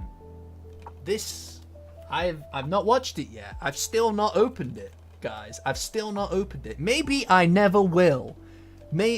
Akira sat under my bed for 2 years before I watched it. Alright? It took me 10 years. 10 years to watch Interstellar. It took me 10 years to watch Interstellar. And that was a film I wanted to watch. That's a film I wanted to watch. I loved it. It was great. No, I watched it a lot when it first came out, but I need to rewatch it again. You know, I feel like I've got all the scenes burned into my head because of the analysis and picking them apart for content. So it's like I feel like I can kind of close my eyes and rewatch a lot of Dandadan. You know, like that person who can watch Shrek just closing their eyes and rewatch it in their head. Yeah, I am spiting myself. I'll get to it eventually. It looks great. It looks great. No, I don't want to watch Rent a Girlfriend. I'm good. I'm gonna be real with you guys. I don't really like that much anime. I like some of it. I like some anime. I'm not really a massive anime person. But like the things I like them a lot. I like them a lot. You know, that's the kind of, it's just the person I am. I don't know what to tell you. Yeah, no, I appreciate that. I appreciate that, Blissy, because that feeling that you're describing, which is indescribable, as the French refer to it, I don't know what. That, I love that. Like, that's where the great things come from. That's where the great ideas come from. You know? Name some. Some anime that I really like. Well, Dandadan is one of them. I really like Cowboy Bebop. I really liked Edge Runners. I really liked what else did I really like? I did really like Akira, to be fair. I don't think I was in love with Akira quite as much as it's kind of like held to such a degree, you know? Evangelion, I fucking love Evangelion. I think that's amazing. I think Evangelion is amazing. Yeah, to be fair, I struggle with going to the cinema to watch anything anime. I watched End of Evangelion in the cinema, and it was just fucking dreadful. It was a dreadful experience. I'm British, alright? I don't like it when people fucking talk in the cinema. None of this clapping bullshit at the screen. It's fucking lunacy. The only exception is for The Room. If it's The Room, I'll allow it.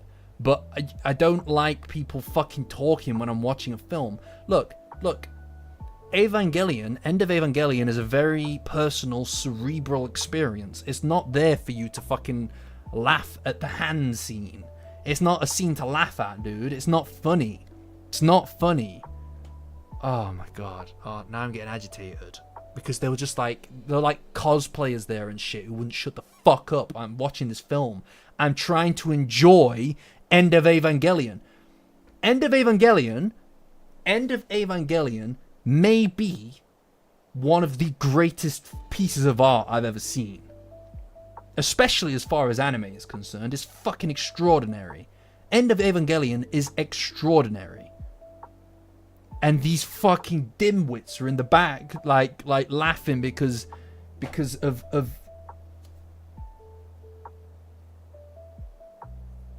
Sorry, I just don't like it. People shouldn't talk in the cinema. I'm sorry, but you shouldn't. It's just fucking weird. You don't do it. It's just not polite. It's rude. The Amazing Digital Circus finale I watched in the cinema was actually okay, except for one fucking guy, like when spoiler alert 3, 2, 1, when Kane dies in episode 8, and he blips out of existence, one fucking hilarious comedian in the background decided to get his phone out and play a fuck you, motherfucker, shut the fuck up, bitch. I hate it. I love fucking films, man. Media and films, I fucking love it. They're great. They're amazing. I just can't stand it when people fucking get in the way of that. Like a film, a piece of art is like a pure piece of expression from a collection of people, but also someone's vision. And it's like you spit in the face of that by sitting there and fucking clapping like a seal when you see the thing you like. Oh my god. And you know, as I've gotten older, I'm starting to realize more and more that I actually quite enjoy, when it comes to films, I actually quite enjoy people, the content kind of denying me the thing that I'm there for, right? So when you go into these things and it's purely like gratification based, it very much doesn't connect with me, right? I remember trying really hard and really struggling for a long time with the end of season 3 of Twin Peaks, right? Like that really, really impacted me because of how much it denied the gratification of what it was I was looking for in it. But when you think about it, in a, it wasn't done out of like any kind of cruelty. David Lynch is amazing. Well, you know, was an amazing man. especially when it came to art, right? But it I don't know. I still don't know, you know. But my point is that like that kind of like engaging with what it is that somebody's trying to say or what their expression is like a very kind of personal experience. So when you've got someone playing "fa" in the background, it's like, shut the fuck up, get the fuck out of here, motherfucker.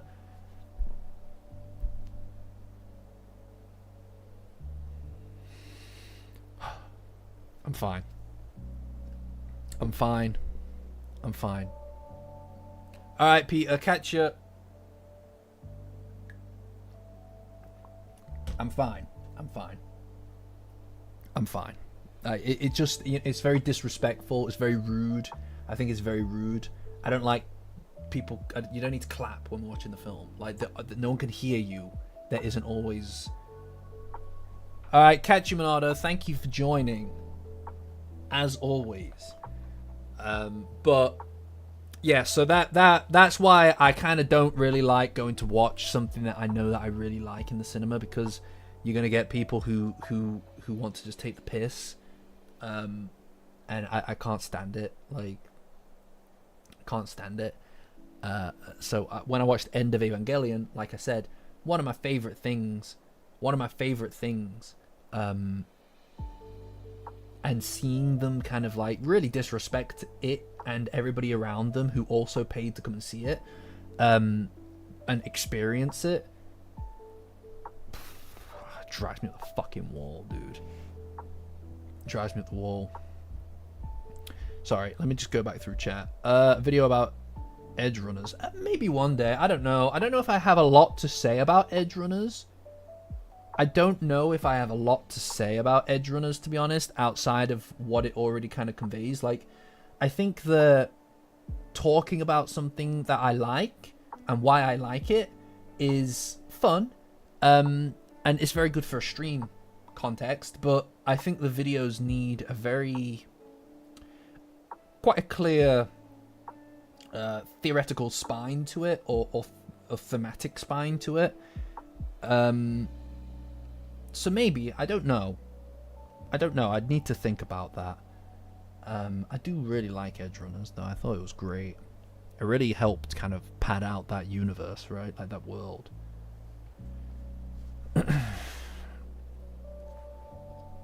I don't know. I mean, look, to be fair, in fairness, I will say that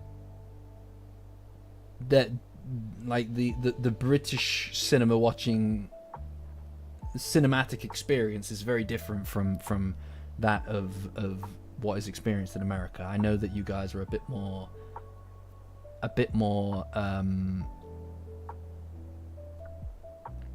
expressive during the way that, like, when you're watching films, right? Like people cheer or something. That's not really what happens here. Everybody normally over here, when there's a film, any film, it doesn't matter how big it is, people will just sit and watch, right? They won't make any noise. You know what I mean? Like, over in the UK, people won't make any noise. Even if you're laughing, it's kind of good form to be a bit quiet and kind of stifle your laughter a bit, you know? Yeah, I mean, if it's a if there are people there that are like involved in it, I guess, like, that's alright. Catchy Toto, thank you for joining. If there's anybody there that's involved in it, or like it is a premiere, I suppose, you like, if there's someone involved in the audience, by all means clap, right? I'm not saying don't go to fucking Cannes Film Festival and clap for a film, right? The people are there, but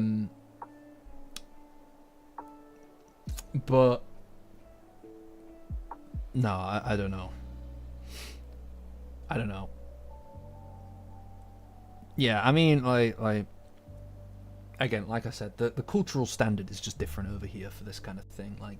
Like yeah, I don't I can't imagine what watching a Marvel movie would be like over there, right? Like over here, the only time that I've actually properly seen people kind of like fall prey to this, to succumb to this, and I have no problem with it, was during The Force Awakens.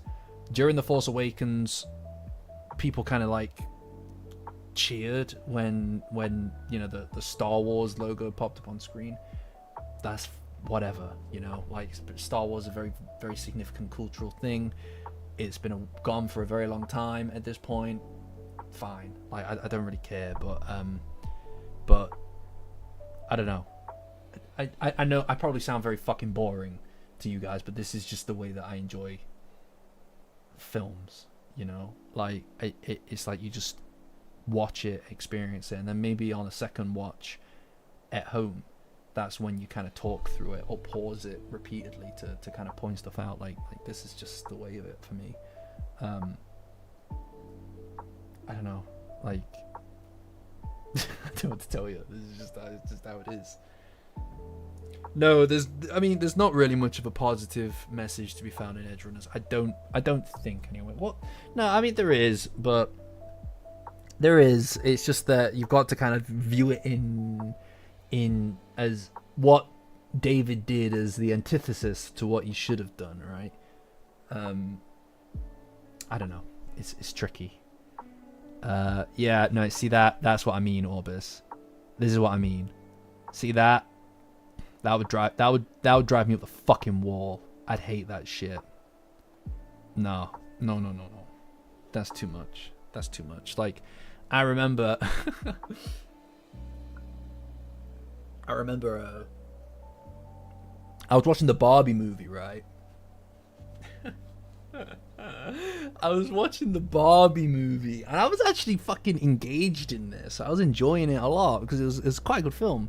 I was watching the Barbie movie, and there was a group of people behind me, in the row behind me, who just were like, even the stuff that wasn't funny, they were just fucking laughing so loud. It was ruining the experience for me, completely ruining it. And I remember being like, in this really awkward spot, because everything inside of me told me that I should just turn around and tell these people to shut the fuck up because I'm trying to watch the film, right? But Barbie was very much a significant, quite a significant feature for it was a feminist film at its core.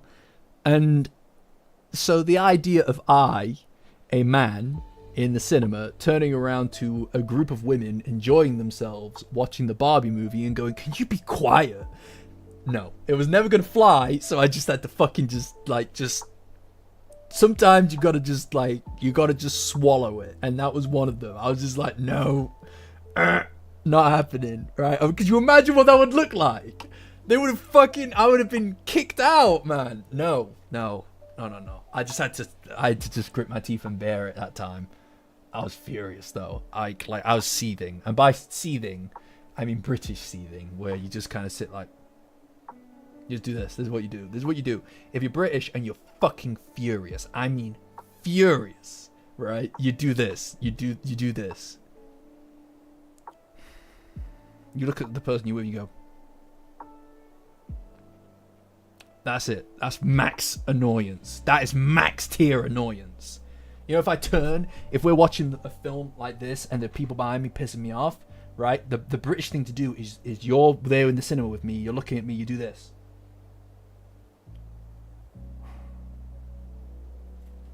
That's it. Max level anger. That's max anger.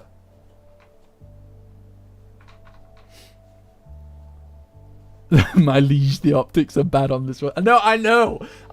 This is why I didn't say it. You gotta know when to stay in your lane. Exactly. This is, you know what I mean? Like, I did not do the Barbenheimer, though. I didn't do the Barbenheimer. I will watch Oppenheimer one day. I actually am quite fascinated by it.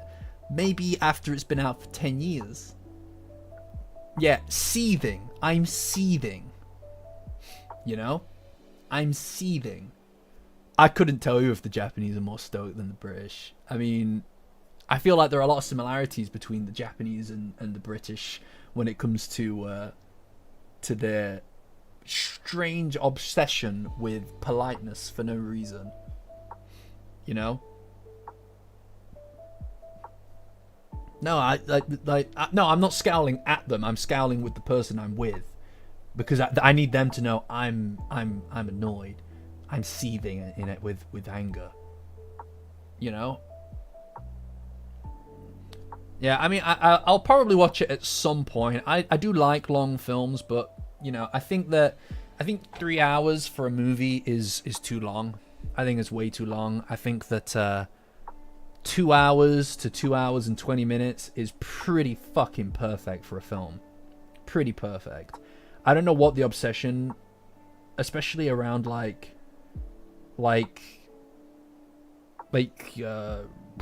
Avengers Endgame, that kind of time period.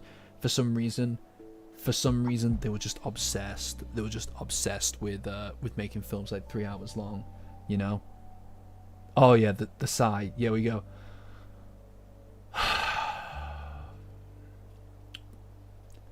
Otacon dad's history. You want to do Otacon's dad's history? Wait until we get to Metal Gear Solid 5. Alright, I'll show you. Right, so here's Otacon. Here's Otacon. Right, you remember him? And this is his dad, Huey. That's Huey. Huh? It's the same voice actor. It's the same voice actor. We'll get there though. We'll get there soon. We'll get there. He also, just like his dad, just like his son, like father like son, just like his son, he too pisses himself. He pisses himself too. Yeah, I would hate American theaters. Theaters, yeah. Cinema. The cinema. Going to see a film at the cinema. A theater. Yeah. It's the same man, yeah, I know, but like, whatever. I mean, Big Boss and Solid Snake look the same. Fuck you. Yeah, so what? They're just clones of each other. So what? They're just clones of each other. What are you gonna do? Right. Anyway. Right, guys. It's been very fun. I've enjoyed just chatting. I anticipate Friday will be quite fun for just chatting as well. Friday we'll do a stream. We'll probably do the I'll make a big noise about it in the Discord. Patreon link in the description. Join as a free member to get access to the Discord. It's the best place on the internet for Dandadan. But I'll probably make a big noise about it in the Discord. But on Friday we will do the dinner fundraiser thingy.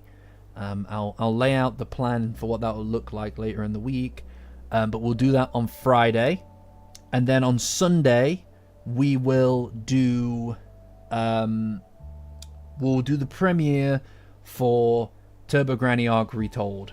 That's going to be coming straight away, so get ready for that. But I'm going to go now because it's nearly midnight. So, people, friends, I'm going to leave. So, I'll see you guys later. This was fun. Bye-bye. Night, guys.